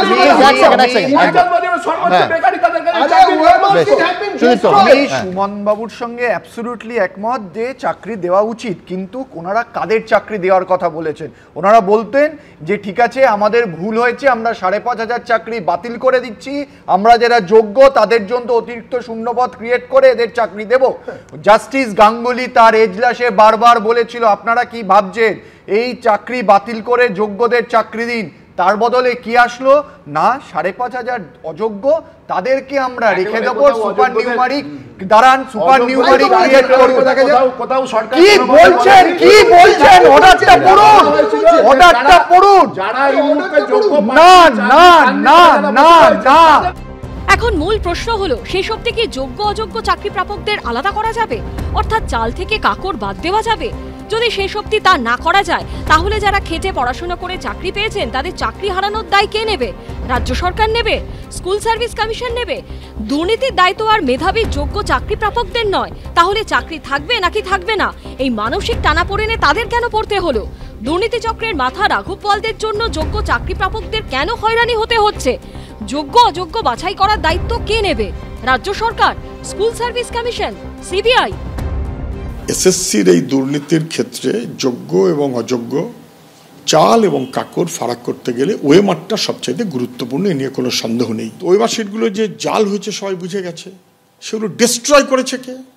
সচরাচর 12 বছর রক্ষিত করার কথা, 1 বছর পর সেগুলোকে ডিস্ট্রয় করার অর্ডারটা কে দিয়েছে? কোন অফিসার? তার পিছনে কে? কোথাও যদি কোনো অন্যায় বা ভুল বা অনিয়ম কিছু থাকে সেগুলো যথাযথভাবে চিহ্নিত হবে এবং তার উপর দাঁড়িয়ে আদালত যা বলবেন বা আদালত যা ডাইরেকশন দেবেন এসএসসি তার উপর দাঁড়িয়ে তারা রিয়্যাক্ট করবেন। কোটি কোটি টাকায় বিক্রি হয়েছে সরকারি চাকরি, যে চাকরির জন্য শয়ে শয়ে হাজার হাজার শিক্ষিত যোগ্য ছেলে মেয়ে রাস্তার ধারে আজও বসে রয়েছে। কবে ধরা পড়বে না শুধু মধ্যস্বত্বভোগীরা নয়, তাদের পেছনে লুকিয়ে থাকা ওই অদৃশ্য হাতগুলো। আজকে এই বাংলার সমস্ত বাঙালির ঐক্যবদ্ধভাবে একজন হেভিওয়েটের দিকে আঙুল তুলেছেন, বলতে চাইছেন যা করেছেন পার্থ চট্টোপাধ্যায় করেছেন, যা করেছেন পার্থ চট্টোপাধ্যায় করেছেন, সুবীরেশ ভট্টাচার্য করেছেন, মানিক ভট্টাচার্য করেছেন, এসপি সিনহা করেছেন, আর কিছু ছোট ছোট দালালরা করেছে, অন্য কারোর কোনো দায়িত্ব নেই, দায়বদ্ধতা নেই। এত বড় সংগঠিত অপরাধ দর্শকরা কি মনে করবেন যে আমার দাদা পার্থ চট্টোপাধ্যায় তিনি এত বড় কাণ্ডের সঙ্গে যুক্ত? পার্থ চট্টোপাধ্যায় দক্ষতার সঙ্গে নিপুণ হাতে এই দলকে পাহাড় থেকে সাগর পর্যন্ত আমাদের এই গোটা চাকরির ব্যবস্থাটাকে মানুষের সামনে তুলে ধরেছেন। এটা কোনো সুস্থ স্বাভাবিক মানুষ বিশ্বাস করবে? মাছ খায় যে সব পাখিতে মাছরাঙাটাই কলঙ্কিনী। যত দোষ পার্থ চট্টোপাধ্যায়ের, একটা প্রতিষ্ঠিত প্রাতিষ্ঠানিক দুর্নীতি, যে দুর্নীতির অনুমোদন আছে, যে দুর্নীতির অনুপ্রেরণা আছে, যে দুর্নীতি কোথা থেকে আসছে, কোথায় দাঁড়িয়ে আছে এবং কোথায় যাবে ভবিষ্যতে, তার সম্পর্কে পশ্চিমবঙ্গের মানুষের একটা সম্যক ধ্যান ধারণা আছে। মানুষ যখন রাস্তায় প্রশ্ন করছেন আসলগুলোকে কবে ধরা হবে, তার কোনো উত্তর কার্যত কারোর কাছে নেই। ভোটের আগে তোমরা যোগদান মেলা করলে, কালনার বিশ্বজিৎ কুণ্ডু যে লোকটা বলে যে আমার চেনাশোনা আত্মীয় স্বজন শুধু আমি 62 জনকে চাকরি দিয়েছি, তাকে তৃণমূল বলল তুমি দূর হয়ে যাও, তোমায় টিকিট দেওয়া হবে না। যোগদান মেলায় তোমার দিলীপ ঘোষ বিজেপির পতাকা দিয়ে তাকে যোগদান করিয়েছে, আবার তোমরা তাই নিয়ে বিপ্লব করছো। এটা হয়? এটা হতে পারে? কিছু ভুল হয়েছে, বিরাট অন্যায় হয়েছে, বিক্রি হয়েছে, হোক তদন্ত, যারা যারা আছে শাস্তি পাক, কিন্তু সব কাদাটা নিয়ে শুধুমাত্র একটা সিস্টেমে। তুমি বলো ত্রিপুরা পাশের রাজ্য, এই কোর্টের রায়, এই এক জিনিস, শিক্ষক নিয়োগে দুর্নীতি, বাম জমানা শ্রদ্ধেয় মানিক সরকার, তার রিজিম, 10,323 জনের চাকরি চলে গেল শিক্ষক শিক্ষিকার, তারা ধর্নায় বসে আছে। আমাদের সিপিএম এর নেতারা কমরেডরা এখানকার ধর্না মঞ্চে যায়, কই ওখানকার ধর্না মঞ্চে যায় না। আর বিজেপি আগের বিধানসভা নির্বাচনের আগে তাদের বলল বিকল্প ব্যবস্থা করে দেবো, আমাদের হয়ে কাজ করুন। আবেগে লোক কাজ করেছে, আজও তাদের ব্যবস্থা হয়নি। শিক্ষক নিয়োগ দুর্নীতি, আমি আবার বলছি আমরা জাস্টিফাই করছি না, এখানে যেটা হয়েছে অন্যায় হয়েছে, যত বড় লোক হোক শাস্তি হোক, কিন্তু কারা শাস্তিটা চাইছে? 2019 সালের জুলাই মাস, ভদ্রলোক বলছেন কোট আনকোট যাচ্ছি, আপনারা অভিযোগ করে আসছেন যে শিক্ষকদের চাকরি দেওয়ার নাম করে টাকা নেওয়া হয়েছে। কে শিক্ষকদের চাকরি দেওয়ার সময় টাকা নিয়েছে আপনারা আমায় বলে দিন, দেখুন আমি কোনো পদক্ষেপ নিতে পারি কিনা। একেবারে শক্ত চোয়ালে কঠিন মুখে সততার প্রতিমূর্তি হয়ে ভদ্রলোক বলেছিলেন বিধানসভায় শিক্ষা বাজেট পেশের পর। ভদ্রলোকের নাম শ্রীযুক্ত পার্থ চট্টোপাধ্যায়, তৎকালীন শিক্ষামন্ত্রী। পার্থবাবু বলছেন যে একবার বলে দিন কে টাকা নিয়েছে। এখন বান্ধবীর বাড়িতে 50 কোটি টাকা নগদ, 5 কোটি টাকা সোনা, অজস্র নামে বেনামে সম্পত্তি, একবার নয় বহুবার সব কথা বলে দিয়েছে। হ্যাঁ সত্যি বেআইনি সম্পত্তির মতো ওনার কথার দাম আছে বটে, কিন্তু আমার প্রশ্নটা থাকবে শুধু পার্থ চট্টোপাধ্যায়? চাকরি দেওয়ার মালিক সরকার, যার কথায় সরকার চলে তিনি চাকরি বেচেছেন। বেনারসি দোকানের দালাল দরজা খুলে খদ্দেরদের ডাকে, স্যার আসুন, রানী রঙের বেনারসি আছে, অন্য রঙেরও আছে, আপনি যে দামে চান পাবেন। এইভাবে খরিদ্দার ধরে সে যৎ সামান্য কমিশন পান, দামটা পান মালিক। তো চাকরি ফোরেরাও প্রার্থীদের বলেছে যে সরকারি চাকরি যেরকম দাম সেরকম চাকরি। যদি হায়ার সেকেন্ডারিতে চান 25 lakh, secondary 20 lakh, upper primary 15 lakh, primary 10 lakh, এর থেকে কম আছে তো group C 8 lakh, group D 6 lakh, না এর কমে হবে না। পাসই করেননি কোনো সমস্যা নয়, কিছু টাকা ধরে দিলে পাসও হয়ে যায়। নজরুল ইসলাম প্রশ্ন তুলছেন যে পার্থ চট্টোপাধ্যায়ের ঘাড়ে কি 12টা মাথা ছিল? আমার মল্লিকা সেনগুপ্ত সেই কবিতাটা মনে পড়ে যাচ্ছে যে মিথ্যের 10টি মাথা 10 মুখে ছড়ায় জঞ্জাল। আমার বক্তব্য খুব পরিষ্কার। নজরুল ইসলাম বলছিলেন যে পুলিশ প্রশাসন, তথ্য কমিশন, মানবাধিকার কমিশন তারা কি নাকে তেল দিয়ে ঘুমোচ্ছিল? শুরু করলেন চাকরির রেট চার্ট দিয়ে, মানে এটা রসিকতার পর্যায়ে নেই, প্রতিদিন দিনের পর দিন এজলাসে এটাই আলোচিত হচ্ছে। আচ্ছা নজরুলবাবু, আপনি তো দীর্ঘদিন পুলিশের উচ্চপদস্থ আমলা ছিলেন, আপনার সময় আপনি কৃতিত্বের সাথে কাজ করেছেন। আমার এখনো মনে পড়ছে, আমি যদি ভুল না করে থাকি কুণালদা আমি আলোচনা করছিলাম, সেই সময় সমস্ত সংবাদ মাধ্যমের প্রথম পাতার চর্চা ছিল দুটো জেলা নিয়ে, একটি জেলার নাম জলপাইগুড়ি, একটি জেলার নাম পশ্চিম মেদিনীপুর। পশ্চিম মেদিনীপুরের দাপুটে নেতা দীপক সরকার সিপিএমের, এবং জলপাইগুড়ির যদি আমি ভুল না করে থাকি সম্ভবত মানিক সান্যাল ছিলেন। এই দুটি জেলার প্রাথমিকে শিক্ষকের নিয়োগের লিস্ট নিয়ে যে প্রকাশ্যে কাদা ছোড়াছুরি হয়েছিল এবং সেই আলোচনা সমস্ত তৎকালীন সংবাদ মাধ্যমের পাতায় এসেছিল। আপনি তো পুলিশের কর্তা ছিলেন, আপনার আমলে পুলিশের ইনভেস্টিগেশনের রিপোর্ট কি ছিল? হ্যাঁ, অন্যায় হয়ে থাকলে, দুর্নীতি হয়ে থাকলে বিচার হোক। 1997 সালে এসএসসি তৈরি হয়, তার আগে স্কুলের শিক্ষক নিয়োগ কিভাবে হতো? স্কুলের পরিচালন সমিতি সরাসরি শিক্ষক নিয়োগ করত। পরিচালন সমিতির সভাপতি কারা থাকতেন? পাড়ার লোকাল কমরেডের মেসমশাই, পাড়ার জোনাল নেতার কাকু। এই যে এখন কাকুর কথা বলা হচ্ছে না, আমরা তো পাড়ায় পাড়ায় কাকু দেখেছি, প্রতিটা পাড়ায় সিপিএম এর কাকুরা নিয়ন্ত্রণ করতেন। রবীন্দ্রনাথ লিখেছিলেন, কিন্তু যেসব ছোট আশা করুণ অতিশয়, সহজ বটে শুনতে লাগে, মোটেই সহজ নয়। নিজের সমস্ত যোগ্যতা উজাড় করে একটা হকের চাকরি, ছোট্ট সহজ আশা বলতে তো এইটুকু। তার জন্য বছরের পর বছর কয়েকটা ছেলে মেয়ের লড়াই, কিন্তু সেই চাকরিটুকুও যদি দুর্নীতির চোর বাজারে পণ্য হয়ে যায়, লক্ষ লক্ষ শিক্ষিত বেকার ছেলে মেয়ে কোথায় যাবে? তার দায় নিয়ে কথা কাটাকাটি, দুর্নীতির প্রসঙ্গ উঠলে কথায় কথায় ভারত ভ্রমণ, এই সমস্ত করতে গিয়ে এ রাজ্যের ভয়াবহ অপরাধটা যেন চাপা পড়ে না যায়।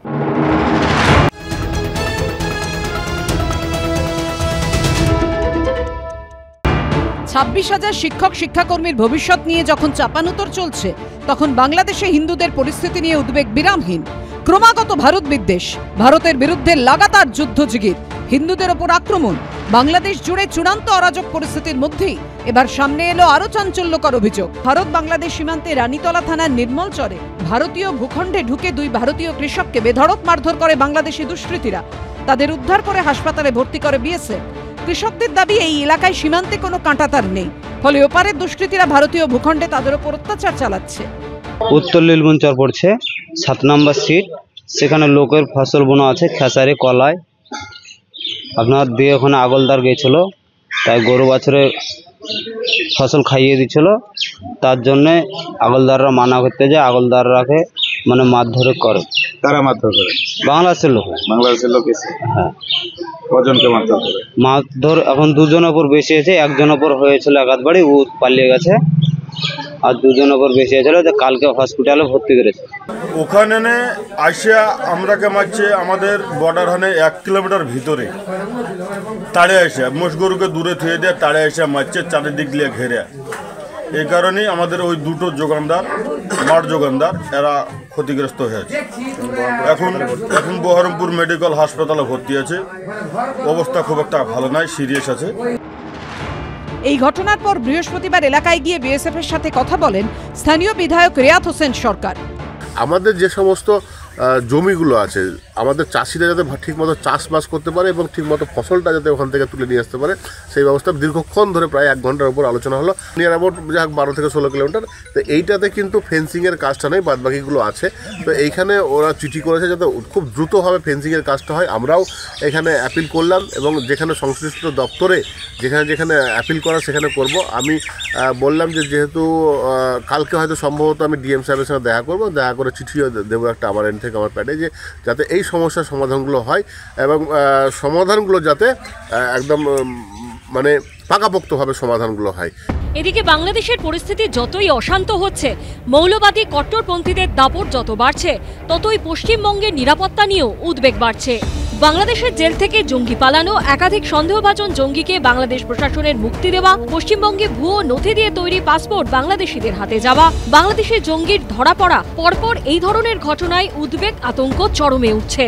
গত 2 দিনে 8 জন জঙ্গিকে গ্রেপ্তার করেছে অসম পুলিশের স্পেশাল টাস্ক ফোর্স। ধৃত 8 জনের মধ্যে 2 জন মুর্শিদাবাদের বাসিন্দা, মোহাম্মদ আব্বাস আলী হরিহরপাড়ার বাসিন্দা, মগুরার বাসিন্দা মিনারুল শেখ। আব্বাস এই বাড়িতেই মাস 6 ধরে একটা বেসরকারি মাদ্রাসা খুলেছিলেন এই বাড়িটা ভাড়া নিয়ে, এবং গতকাল থেকেই এই স্কুলটি কিন্তু বন্ধ হয়ে গেছে। আব্বাস তো মাদ্রাসা খুলেছে এটুকু জানি, আজ 3-4 মাস থেকে খুলেছে, ছেলেপিলে পড়ায় ওখানে। কি কেসে ধরেছিল জানেন আগে? এর আগে দেখেন সেই মেয়ে বেচতে যাবে নাকি এইসব ব্যাপার আমরা শুনতে পেয়েছি। 10ই ডিসেম্বর আসাম পুলিশের এসটিএফ এর কাছে গোপন সূত্র মারফত খবর আসে। এসটিএফ আধিকারিকরা জানতে পারেন বাংলাদেশ থেকে নাশকতা চালানোর জন্য ভারতে ঢুকেছে বেশ কিছু জঙ্গি। এরপরই শুরু হয় অপারেশন প্রঘাত। 16-17 নভেম্বর বাংলা, কেরল ও আসামে অভিযান চালায় আসাম পুলিশের এসটিএফ। এরপরই জালে ধরা পড়ে 8 জঙ্গি। আসাম পুলিশের এসটিএফ সূত্রে খবর, কুখ্যাত জঙ্গি সংগঠন আল কায়দা শাখা সংগঠন আনসারুল্লাহ বাংলার প্রধান জসিমউদ্দিন রহমানের সহযোগী মোহাম্মদ ফারহান ইশরাকের নির্দেশেই বাংলাদেশ থেকে ভারতে ঢোকে একটি টিম, যার মধ্যে অন্যতম আসাম পুলিশের জালে ধরা পড়া মোহাম্মদ সাদরদি ওরফে সব শেখ। এই মোহাম্মদ সাদ বাংলাদেশের রাজশাহীর বাসিন্দা। তার কাছ থেকে পাওয়া গেছে বাংলাদেশের পরিচয়পত্র ও সার্টিফিকেট। বাংলাদেশে অন্তর্বর্তী সরকার দায়িত্ব নেওয়ার পর জেল থেকে ছাড়া পেয়েছিল যারা, তাদের মধ্যে অন্যতম জসিমউদ্দিন রহমানি। যে জসিমউদ্দিন রহমানি আল কায়দার শাখা সংগঠন আনসারুল্লাহ বাংলার ইন্ডিয়ান সাবকন্টিনেন্টের দায়িত্বে রয়েছে, এমনই জানাচ্ছে আসাম পুলিশ। আর এই জসিমউদ্দিন রহমানির অত্যন্ত ঘনিষ্ঠ একজন ফারহান ইশরাক, তার কথা শুনেই বেশ কয়েকজন ভারতবর্ষে প্রবেশ করেছে শুধুমাত্র জঙ্গি কার্যকলাপ করার জন্য। যখন শেখ হাসিনার গভর্নমেন্ট ছিল তখন ইন্ডিয়ান সিকিউরিটি এজেন্সিজ আর বাংলাদেশ সিকিউরিটি এজেন্সির মধ্যে ভালো একটা আন্ডারস্ট্যান্ডিং ছিল, আর বাংলাদেশের ইন্টেলিজেন্স এজেন্সিজ আমাদের খবর দিত। কিন্তু এখন সিচুয়েশনটা বাংলাদেশে একেবারে উল্টো হয়ে গেছে। ওয়েস্ট বেঙ্গল হচ্ছে 2nd most vulnerable state in India, military attack হতে পারে। তো আমরা সেরকমভাবে আমাদের তৈরি থাকতে হবে। এখানেই শেষ নয়। আসাম পুলিশ সূত্রে আরও দাবি, এই জঙ্গিদের মূল লক্ষ্য ছিল পশ্চিমবঙ্গে নাশকতা ও প্রাণহানি করা। ধৃত 8 জন জঙ্গির মধ্যে নূর ইসলাম মন্ডল, মজিবুর রহমান নামে 2 জন আগেও পশ্চিমবঙ্গে এসেছে। পশ্চিমবঙ্গে যেহেতু আমাদের ডেমোগ্রাফিটা বাংলাদেশের সঙ্গে সিমিলার, ভাষা সিমিলার, ফলে যেটা আমরা বলি merging with the civil population, সেটা ওদের পক্ষে খুব সহজলভ্য হয়ে যায়। আমাদের দরকার আছে পুলিশ এবং কেন্দ্রীয় বাহিনী একসাথে মিলে, সমস্ত ইন্টেলিজেন্স রিসোর্স মিলে রাজনীতির ওপারে গিয়ে দেশের সুরক্ষার জন্য একসাথে কাজ করবার, এবং ত্রাহি ত্রাহি হয়ে যাওয়া উচিত এয়ারপোর্ট, কাস্টমস এবং লোকাল পুলিশ এবং সেন্ট্রাল পুলিশ সবকটা ডিপার্টমেন্টের। সূত্রের দাবি, মুর্শিদাবাদ ও আলিপুরদুয়ারের ফালাকাটায় স্লিপার সেলের সঙ্গে বৈঠকও করে গিয়েছে ধৃত জঙ্গিরা। हमको इन्फॉर्मेशन मिला था about the infiltration of a agent from Bangladesh Murshidabad और फालाकाटा में, और मुर्शिदाबाद से 2 आदमी भी अरेस्ट हुए हैं। Operation Prabhat, that is the strike against जिहादी elements, is still on. Now that we have got the basic structure of the network. ধৃত জঙ্গিদের কাছ থেকে উদ্ধার হয়েছে বই, পেনড্রাইভ ও মোবাইল ফোন। তদন্তকারীদের অনুমান, অ্যাপের মাধ্যমে পাকিস্তান ও বাংলাদেশের হ্যান্ডলারদের সঙ্গে যোগাযোগ রাখত এই জঙ্গিরা।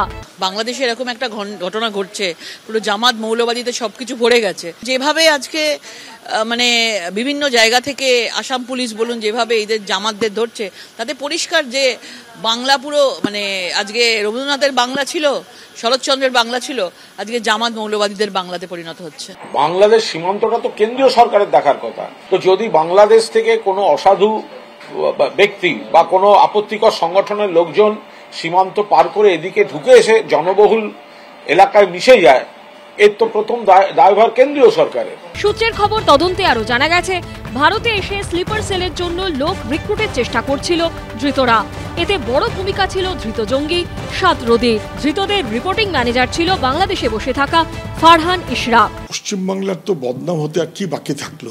রাজ্য বলছে দিল্লি ওদের পাসপোর্ট, আর দিল্লি বলছে রাজ্য ওদের তদন্ত। আমি বলছি দিল্লি রাজ্য মিলিয়ে এও কি একটা ব্যবস্থাপনা? পশ্চিমবাংলা জঙ্গি ঘাঁটিতে এইভাবে যদি তাদের সাহায্য করার মতন করে চলে, তাহলে বাংলার কোনো মর্যাদা থাকবে না, বাংলার কোনো নিরাপত্তা থাকবে না। শুধুমাত্র মুর্শিদাবাদে নয়, সারা বাংলার বিভিন্ন রাজ্যে ছড়িয়ে আছে, বিশেষ করে বর্ডার সীমান্তবর্তী রাজ্যগুলোতে। সরকারি দল, সরকারি অফিসার, প্রশাসন মিলেমিশে চুরি করছে। বাংলাদেশের জেল থেকে ছাড়া পাওয়া জঙ্গিরাই এবার ক্রমশ সক্রিয় হচ্ছে। ইউনূসের এই উদারতার মাসুল কি শেষে দিতে হবে বাংলাদেশকেই? উঠছে প্রশ্ন। বাংলাদেশে জঙ্গিরা কি এপারে ঢুকতে শুরু করে দিয়েছে? বড়সড় নাশকতার ছক কষছে তারা।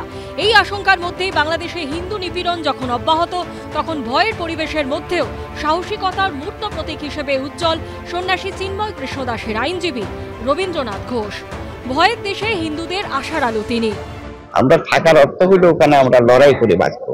আমি তো লড়াই করছি ওখানে কোর্টে, লড়াই করছি। যখন যেদিন তারিখ পড়েছে আবার 2 তারিখ, ওই 2 তারিখের আগেই ফিরে যাব আশা করি। বয়স 70 পেরিয়েছে, কিন্তু অদম্য জেদে হার মানাতে পারেন বয়সে ছোট অনেককেই। বাংলাদেশে যখন একেবারে কোণঠাসা সংখ্যালঘুরা, যখন প্রায় প্রত্যেক দিন আক্রমণ, নির্যাতন, এমনকি প্রাণ দিতে হচ্ছে হিন্দুদের, তখন ধৃত সন্ন্যাসী চিন্ময় কৃষ্ণ দাসের হয়ে লড়ে যাচ্ছেন 74 বছর বয়সী রবীন্দ্র ঘোষ। আদালতে বারবার হেনস্থার মুখে পড়েও লড়াইয়ের ময়দান থেকে কোনোভাবে সরে আসতে চান না। তাই প্রস্তুতি নিচ্ছেন 2রা জানুয়ারি শুনানির জন্য। অনুকূলে করার জন্যই তো আমরা বাংলাদেশে থাকি। এখন পালিয়ে আসলে তো কোনো লাভ হবে না। এটা উপরওয়ালা ভগবান বা যেই হোক না কেন তার নির্দেশে আমরা কাজগুলো করি। তবে আশা করি সরকার বুঝতে পারবে আমরা যে সংগ্রাম করে যাচ্ছি মানবাধিকারের লড়াই, আমরা প্রত্যেক লোকের জন্য আমরা মানবাধিকারের জন্য লড়াই করি। কেউ ছোট কেউ বড় নয়, এভরিবডি ইজ ইকুয়াল। আমাদের তদানীন্তন প্রধানমন্ত্রী শেখ হাসিনার আমলেও কিছু হয়েছে, এখন বেড়েছে। হাঁটুর সমস্যা নিয়ে অনেকদিন ধরে ভুগছেন, তাই চিকিৎসা করতেই সস্ত্রীক ভারতে এসেছেন। বৃহস্পতিবার কল্যাণী এমসে এসে ডাক্তার দেখালেন। তাকে হাসপাতালে নিয়ে যেতে সাহায্যের হাত বাড়িয়ে দিয়েছেন স্থানীয় বিজেপি নেতৃত্ব। এদিন ফোনে কেন্দ্রীয় শিক্ষা প্রতিমন্ত্রী ও বিজেপি রাজ্য সভাপতি সুকান্ত মজুমদারের সঙ্গেও কথা বলেন রবীন্দ্র ঘোষ। তখন তো ছিলেন অটলজির সঙ্গে দেখা করেছিলাম। উনি যখন গভর্নমেন্টে ছিল তখন উনি তো প্রাইম মিনিস্টার ছিল ইন্ডিয়ার। তো উনি বলেছিলেন আমরা ক্ষমতায় আসলে এটা করব। এটা এখন তো হচ্ছে, যা হোক ইজ এন ইন্সপিরেশন, এবং আমরা এটা কন্টিনিউ করে যেতে চাই। ঠিক আছে রবিবাবু, চিকিৎসা করেন। নমস্কার। যদি কোনো অসুবিধা হয় আপনি দিল্লিতেও আসতে পারেন। না, ওনারা তো যথেষ্ট আমাকে নিয়ে যাচ্ছে এখন হাসপাতালে। হ্যাঁ, ধন্যবাদ, নমস্কার। গত মঙ্গলবার রবীন্দ্র ঘোষের সঙ্গে দেখা করেছিলেন ভারত সেবাশ্রমের বেলডাঙ্গা শাখার প্রধান কার্তিক মহারাজ। তার সঙ্গে ছিলেন বিজেপি নেতা অর্জুন সিং, কৌস্তব বাগচিরা। আর এদিন ফোনে সুকান্ত মজুমদারের সঙ্গে কথা বললেন বাংলাদেশের প্রবীণ আইনজীবী। বর্ষিয়ান আইনজীবী, উনি লড়ছেন চিন্ময় কৃষ্ণ প্রভুর মুক্তির জন্য। এটাই তো কেন্দ্রীয় সরকারকে হস্তক্ষেপ করতে হবে। কার্তিক মহারাজ শ্রদ্ধেয় ব্যক্তি, তিনি পাশে দাঁড়িয়ে ছবি তুলতে পারেন, কিন্তু তিনি বাংলাদেশে ঢুকে কোনো হেল্প করতে পারবেন না। তো সুতরাং ওইগুলো লোক দেখানো, নাটকবাজি, ভোটের রাজনীতি এসব করে ছবি না তুলে যদি সত্যি চিন্ময় কৃষ্ণ প্রভুকে ন্যায় বিচার দিয়ে জেল থেকে মুক্ত করতে হয়, তা ওনাদের দল, সুকান্ত বাবুর দল, উনি কেন্দ্রীয় মন্ত্রী, তা তারা আঙুল চষছে কেন? ওনাকে ভিডিও ফোন কল করে কি হবে? এই হিংসাত্মক পরিবেশ থেকে বাংলাদেশে মৌলবাদীদের অত্যাচার থেকে বাঁচতে এপারে পালিয়ে আসতে চাইছেন বহু হিন্দু শরণার্থী। কেউ কেউ মরিয়া হয়ে এসে আর ফিরে যেতেও চাইছেন না ভিটেমাটির কাছে। আবার বাংলাদেশে জেল ভেঙে পালানো জঙ্গিরা সীমান্ত পেরিয়ে ভারতে ঢুকে পড়েছে কিংবা ঢোকার চেষ্টা করছে কিনা, সেই উদ্বেগ আশঙ্কাও ক্রমশ বাড়ছে। আর এই আবহে কলকাতা থেকে জেলার রমরমিয়ে শুরু হয়েছে পাসপোর্ট জালিয়াতি চক্র। 2 থেকে 5 লক্ষ টাকা খরচ করলেই হাতে ভারতীয় পাসপোর্ট। এই চক্রে 1, 2, 3 করতে করতে 5। জাল পাসপোর্ট কাণ্ডে গ্রেপ্তারের সংখ্যা ক্রমশ বাড়ছে। পাসপোর্ট জালিয়াতিতে বুধবার বেহালার পর্ণশ্রী থেকে দীপঙ্কর দাস নামে এক ব্যক্তিকে গ্রেপ্তার করে পুলিশ।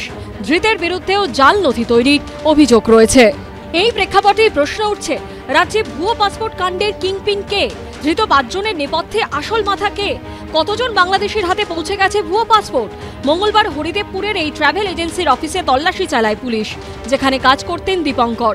খোঁজ নেই ট্রাভেল এজেন্সির মালিকেরও। ট্রাভেল এজেন্সির অফিসের আড়ালেই কি একের পর এক পরিচয়পত্র তৈরি হচ্ছিল? এই প্রশ্ন উঠছে। তার কারণ, যেখানে আমরা দাঁড়িয়ে রয়েছি হরিদেবপুরের ঠিক এই ফ্ল্যাটেই ট্রাভেল এজেন্সির একটি অফিস ছিল এবং এখানেই কাজ করত দীপঙ্কর দাস, যাকে ইতিমধ্যে গ্রেপ্তার করেছে কলকাতা পুলিশের এসসিও। এবং এই ফ্ল্যাটের ভেতর থেকেই প্রচুর পরিমাণে নথি, প্রচুর পরিমাণে আইডি প্রুফ যেগুলো তৈরি করা হচ্ছিল, যেগুলো জাল, বিশেষ করে ভোটার আইডি কার্ড, আধার কার্ড, প্যান কার্ড, এছাড়াও বার্থ সার্টিফিকেট, সেগুলো এখানে তৈরি করা হচ্ছিল বলে পুলিশ সূত্র থেকে জানা যাচ্ছে। এলাকার বাসিন্দারা জানাচ্ছেন যে ট্রাভেল এজেন্সির অফিস হিসাবেই তারা জানতেন এবং দীর্ঘদিন ধরেই এখানে এই অফিস ছিল। এবং দীপঙ্কর দাসকে যখন গ্রেপ্তার করা হয়, তাকে জিজ্ঞাসাবাদ করে তার এই অফিসে যখন আসে পুলিশ, এখান থেকে প্রচুর সংখ্যায় স্ট্যাম্প পাওয়া গেছে, যেটা বিভিন্ন পুরসভার স্ট্যাম্প পাওয়া গেছে বিভিন্ন ব্যাংকের। এবং এই যে অফিস, ইতিমধ্যে দেখা যাচ্ছে পুলিশের তরফ থেকে তালা বন্ধ করে দেওয়া হয়েছে এবং আরও একটি অফিস রয়েছে নিচে, সেই অফিসেও কিন্তু একইভাবে তল্লাশি অভিযান চালানো হয়েছে।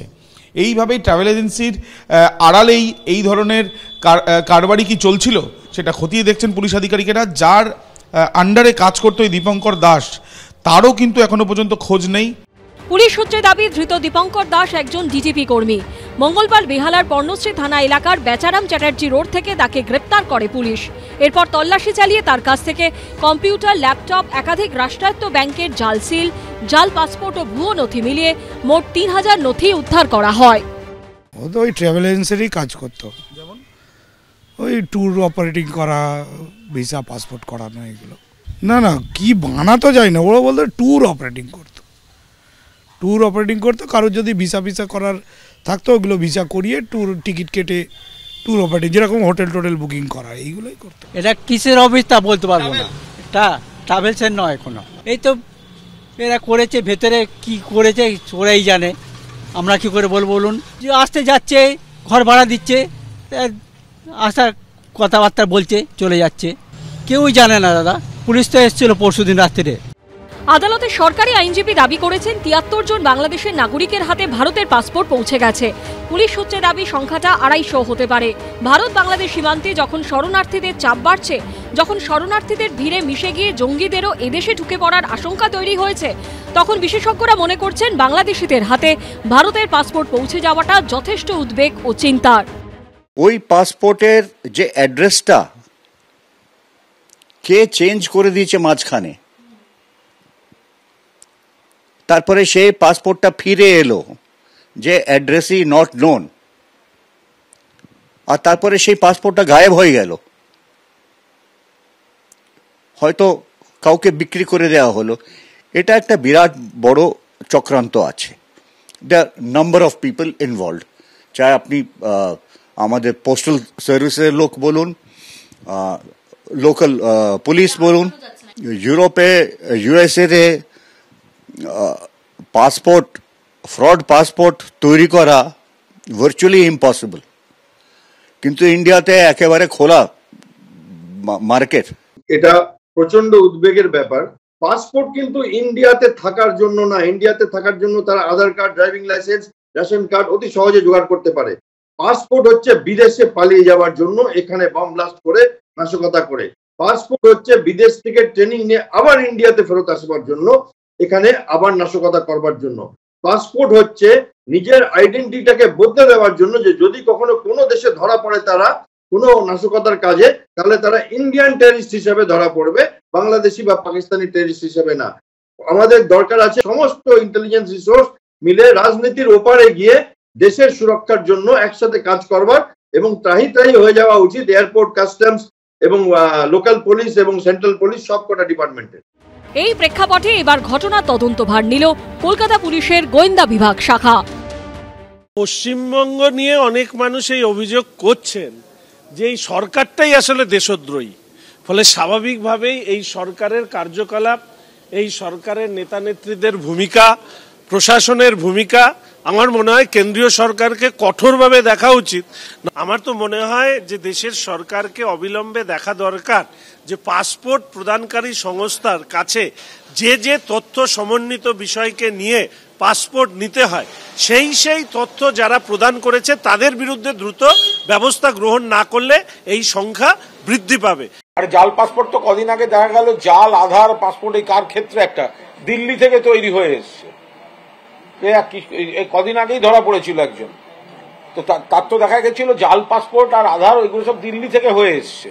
তো সুতরাং এগুলো, এই যে জাল পাসপোর্ট খারাপ কাজ, ক্রাইম, কিন্তু এরম নয় যে আমাদের মঙ্গল গ্রহ থেকে গতকাল টুপ করে এসে পড়লো। এগুলো যুগে যুগে হয়ে এসছে, এগুলো সিপিএম জমানায় ভুরি ভুরি হয়েছে, ভারতের অন্য রাজ্যে চলছে, এখানে কম ধরা পড়ে যাচ্ছে, একটাও হওয়া উচিত নয়। কিন্তু এমন ভাবভঙ্গি করা হচ্ছে যেন আর এই প্রথম কোনো ঘটনা ঘটলো, এটা ডাহা মিথ্যা। এবং এটা বিভিন্ন রাজ্যের কিছু অসাধু লোক সেগুলো চক্র তৈরি করে এগুলো করছে, পুলিশ ব্যবস্থা নিচ্ছে। ধরে তারা এই কারবার চালাচ্ছে আমরা কেউ জানি না। দ্বিতীয়, 250টা কেস যেগুলো দেখা যাচ্ছে এখনো পর্যন্ত প্রমাণিত পুলিশের হাতে, তাতে অগাস্ট আর সেপ্টেম্বর মাসে, অর্থাৎ শুধু 2 মাসের হিসেব। আমি ঠিক এইখানে আপনার কাছে আসব যে কেন্দ্রের স্পষ্ট নির্দেশ যে এই মুহূর্তে ভারতীয় বর্ডারে মাছি অবধি যাতে গলতে না পারে, একেবারে বিএসএফের আইজি নিজে প্রেস কনফারেন্স করে সেদিন বলে গেলেন।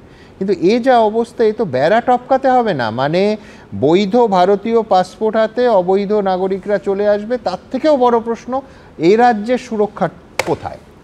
দেখুন, সত্যিই কিন্তু এই রাজ্যের সুরক্ষার চিন্তা করবার যথেষ্ট কারণ আছে, উদ্বেগের কারণ আছে। এবার এই যে পাসপোর্টের ব্যাপারটা, এটা আজকের থেকে না, এটা বহুদিন ধরে হচ্ছে, এবং এতে থাকে কিছু মানুষ যারা তাদের সহায়তা করে এই পাসপোর্টগুলোকে নিতে, এবং ব্যবসায়িক কারণে করে, তারা পয়সা পায়। এবং সেরকমভাবে যদি ধরা পড়ে বিশাল কোনো ফাঁসি হয়ে যাবে সেরকম না, এদের জেল থেকে বেল পেয়ে আবার 2-4 মাস পরে বেরিয়ে আসে এরা। ফলে যেহেতু সাজাটা সেরকম না, ফলে এটা করতে তারা সাহস পায়। দ্বিতীয় কথা হচ্ছে, কিন্তু পাসপোর্ট করে বৈধভাবে যারা আসছে তার থেকে বেশি অনেক বড় সংখ্যা আসছে অবৈধভাবে স্থলপথে আর জলপথে, এবং সেটা কিন্তু লক্ষের উপরে। এবং এই বর্ডার যেটা, এটা খুব ডিফিকাল্ট। লোকে মনে করে যে বিএসএফের একজন এসে যদি বলে যান বা অমিত শাহ যদি চান তাহলেই হবে, তা হয় না। কারণ যারা লোয়ার লেভেলে কাজ করে তারা তাহলে 24 ঘন্টা তাদেরকে রাস্তায় দাঁড়িয়ে থাকতে হবে, তারা কখনো ঘুমাতে পারবে না। ইট ইজ নট পসিবল আর কি, মানে হাতে হাত দিয়ে দাঁড়িয়ে থাকা যায় না। নদী বর্ডার আছে, তো ফলে বহু লোক অবৈধভাবে ঢুকছে। ধরা পড়ে জেনারেল টেন্ডেন্সি থাকে রাজনৈতিক কারণে, যে রাজ্য সরকার বলবে কেন্দ্র সরকারের বর্ডারে আছে, বিএসএফ কেন আসতে দিচ্ছে, বা পাসপোর্ট ডিপার্টমেন্টও কেন্দ্র সরকার, আবার কেন্দ্র সরকার বলবে রাজ্যের পুলিশ আধার কার্ড দিচ্ছে, পাসপোর্ট দিচ্ছে, এর সুযোগ এরা নেয়। এবং এটাতে এরা কি করে, যখন বর্ডার পার করে ডাইরেক্ট বা পাসপোর্ট দিয়ে, তো কিছু লোক থাকে যারা ওভারগ্রাউন্ড ওয়ার্কার, কিছু থাকে আন্ডারগ্রাউন্ড ওয়ার্কার। আন্ডারগ্রাউন্ড ওয়ার্কাররা এদের ট্রেনিং দেয়, স্লিপার সেল তৈরি করে, এক্সপ্লোসিভ দেবে, সব কিছু জোগাড় করবে। ওভারগ্রাউন্ড ওয়ার্কারকে খাবার দেবে, সিম কার্ড দেবে, এবং এদেরকে ড্রাইভিং লাইসেন্স জোগাড় করে দেওয়া, চাকরি দেওয়া, আমার ভাই বলে নিয়ে গিয়ে চাকরি দেওয়া, এগুলো মানে এটা সেপারেট প্যারালাল ইন্ডাস্ট্রি চলছে, পুরো কমপ্লিট ইন্ডাস্ট্রি চলছে। এবং এইটার মধ্যে আমাদের আবার সোর্সের মধ্যে ভূত আছে, সেটা কেন্দ্রীয় বাহিনী বলুন আর রাজ্য বাহিনীর বলুন। পুলিশের একটা অংশ যদি আমি সরাসরি সক্রিয়ভাবে এই ধরনের চক্রে না যুক্ত থাকে, এই জিনিস তো হতে পারে না। তার কারণ একটা দুটো ঘটনা নয়, 250টা কেসে যদি একটা বড় অংশ না যুক্ত থাকে, এই জিনিস হবে কি করে? এ তো ভেরিফিকেশনে ধরা পড়ে যাবে। সুমন, 250টা কেস তো তুমি 2 মাসের বলছো। ঠিক, আমার মনে আছে পার্ক স্ট্রিটে বলেছিল 2 বছর আগে তার পাসপোর্ট হয়েছে। একদম। আর ব্রিগেডিয়ার দেবাশিস 2 মাসে একটা চক্রের ডেটা, 2 মাসে একটা চক্রের 250, আর অলরেডি কত 74টা না 73টা হাতে পেয়ে গেছে। আর 7 বছর আগে তুমি এটা নিয়ে যুক্তিতর্ক করেছিলে। সুতরাং এটা কিন্তু সিস্টেমেটিক্যালি চলছে। কিভাবে চলছে শোনো, আমি তোমাকে, পুলিশ তো পরের কথা, পুলিশ তো ইজ ইন লিগ, যে পার্ট অফ বা অ্যাডমিনিস্ট্রেশন কেউ পার্ট অফ থাকবেই, পার্ট অফ দি লিগ থাকবেই।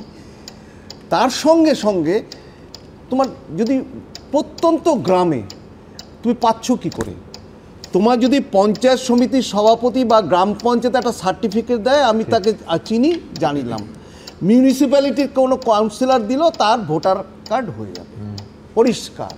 আজকে এই সিকিউরিটি থ্রেটগুলো হচ্ছে, এটা প্রসেস আছে সুমনদা, কোর্টে মানে পার্সোনাল এক্সপিরিয়েন্স আছে। তোমার কিছুক্ষণ আগেও বলছিলাম, আমি ছোটোবেলা যখন ল স্টুডেন্ট ছিলাম, বাবার সাথে একটা কোর্টে গেছিলাম, নাম করেই বলছি, বনগা কোর্টে গেছিলাম। সেখানে একটা মামলা শুনতে শুনতে হট করে জজ সাহেব বললেন যে ম্যাজিস্ট্রেট সাহেব, 14 ফরেন্স একটা মামলা ছিল, যে উকিল ওটা তো গরম আধার কার্ডটা, আধার না, এটা গরম ভোটার কার্ডটা, মানে ইমিডিয়েট তৈরি হয়েছে।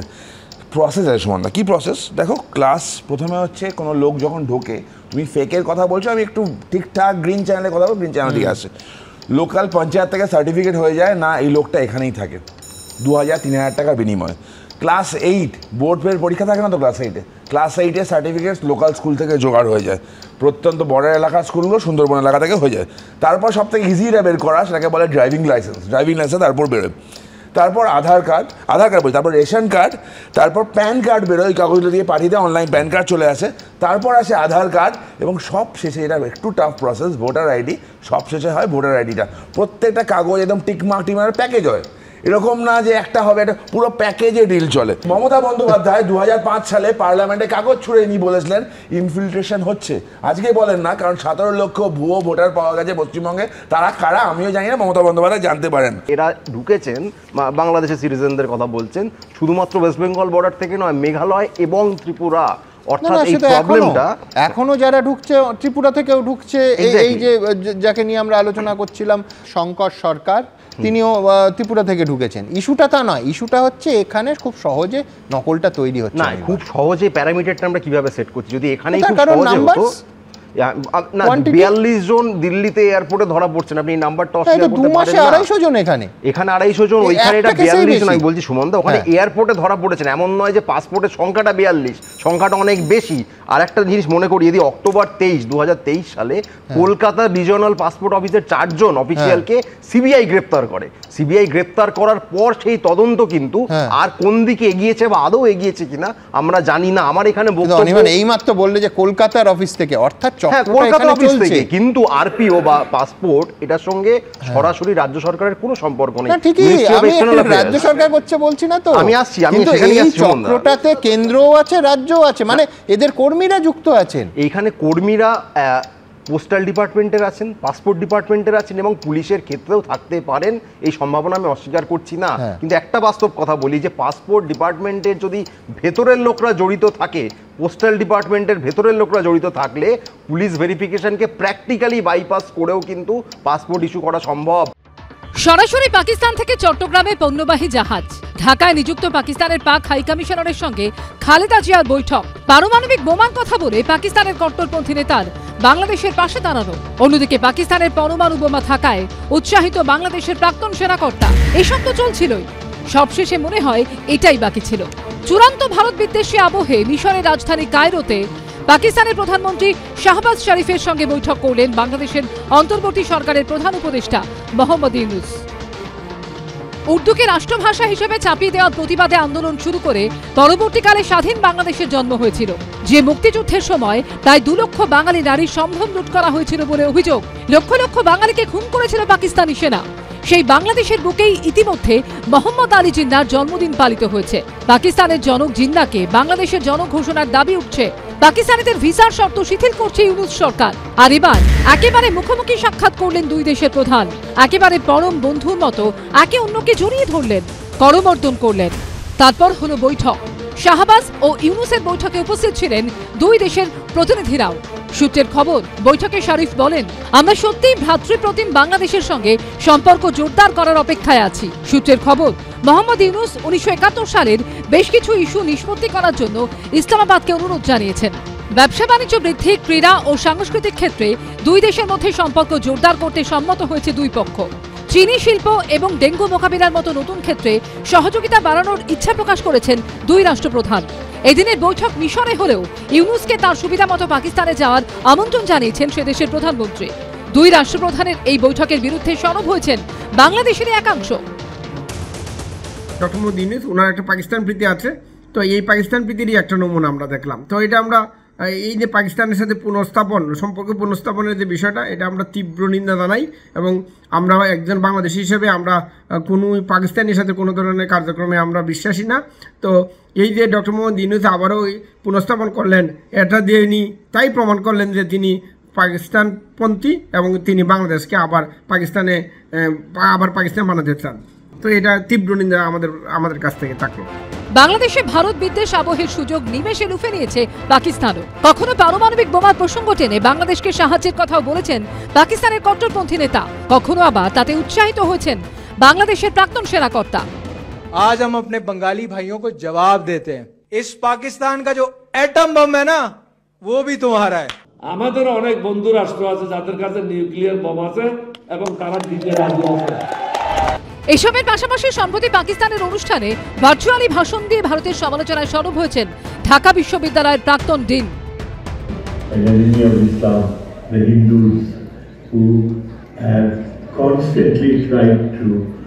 reject the facts of history.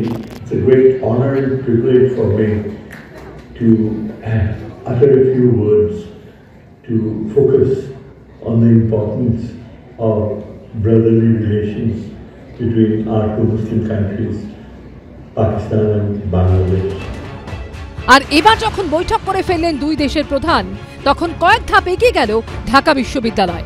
রীতিমতো বিজ্ঞপ্তি দিয়ে জানিয়ে দেওয়া হচ্ছে, গত 13 নভেম্বর সিন্ডিকেটের সভায় পাকিস্তানের সঙ্গে পারস্পরিক সম্পর্ক পুনঃস্থাপনের বিষয়ে কিছু সিদ্ধান্ত নেওয়া হয়েছে। তার প্রথমটিতে রয়েছে 2015 সালে পাকিস্তানের সাথে ঢাকা বিশ্ববিদ্যালয়ের বিভিন্ন ক্ষেত্রে যে সম্পর্ক ছিন্ন করার সিদ্ধান্ত নেওয়া হয়েছিল, 13 নভেম্বরের বৈঠকে তা বাতিল করা হয়েছে। আগের মতোই ঢাকা বিশ্ববিদ্যালয়ের সঙ্গে পাকিস্তানের পারস্পরিক প্রাতিষ্ঠানিক সম্পর্ক পুনঃস্থাপন এবং একাডেমিক ও গবেষণার কাজ চালু করা হলো। ফেমাস কোটেশন আছে, the enemy of my enemy is my friend. India বাংলাদেশের এনিমি হয়ে গেছে। ইন্ডিয়ার এনিমি হচ্ছে পাকিস্তান। পাকিস্তান আর বাংলাদেশ বন্ধুত্ব হবেই হবে। বাংলাদেশ আরও বন্ধুত্ব করবে যারা অ্যান্টি ইন্ডিয়া, অত টার্কির সাথে আরম্ভ করবে, নর্থ কোরিয়ার সাথে করবে, চায়নার সাথে চেষ্টা করেছিল কিন্তু চায়না রেসপন্স দেয়নি।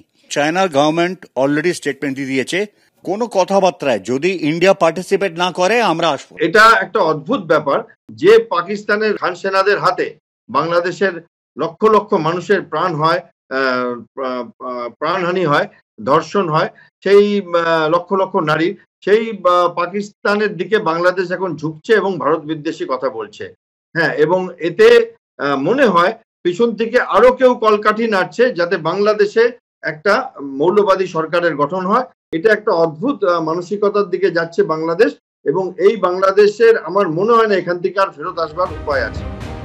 সব মিলিয়ে যাদের বিরুদ্ধে লড়াই করে স্বাধীন হয়েছিল বাংলাদেশ, সেই তাদেরকেই এবার বন্ধু হিসেবে কাছে পেতে চাইছে তারা। একে এগোনো বলে নাকি পিছনো, মোহাম্মদ ইউনূস উত্তর দেবেন। এবিপি আনন্দ। দেখুন, আমি আগেও বলেছি আপনাদের পাশে থাকাই আমাদের আত্মবিশ্বাস বাড়ায়। আপনারা জানেন 2015 সালের এপ্রিল মাসের পর থেকে কেবলমাত্র একটি সংস্থা গোটা ভারতবর্ষের সবকটি টেলিভিশন চ্যানেলের দর্শক সংখ্যা মাপতে পারে। সেটি হলো বার্ক। বার্কের ওয়েবসাইট কিংবা অ্যাপে গিয়ে আপনারা নিজেরাই সমস্ত তথ্য যাচাই করে নিতে পারেন। আর এই তথ্য কিন্তু 1 বা 2 সপ্তাহের নয়, অন্তত 4 সপ্তাহের, যেখানে প্রতিটা দিন সকাল থেকে রাত অবধি প্রত্যেকটা স্লটে আপনাদের এই পাশে থাকার আশীর্বাদে আমরা কৃতজ্ঞ। রাজ্যে, দেশে, এমনকি দেশের বাইরে থেকেও এত ধরনের চাপ আর হুমকির মুখে পড়েও আমরা এগিয়ে চলি, তার কারণ আপনারাই আমাদের অনুপ্রেরণা। তবে এই সাফল্য শুধু এবিপি আনন্দের নয়, এই সাফল্য হাজারো চাপ অগ্রাহ্য করে প্রতিদিন কাজ করে চলা বাংলার সমস্ত নিউজ চ্যানেলের সার্বিকভাবে অডিও ভিজুয়াল সাংবাদিকতার। তাই সবাইকে শুভেচ্ছা, সবাইকে অভিনন্দন আর আপনাদের প্রণাম।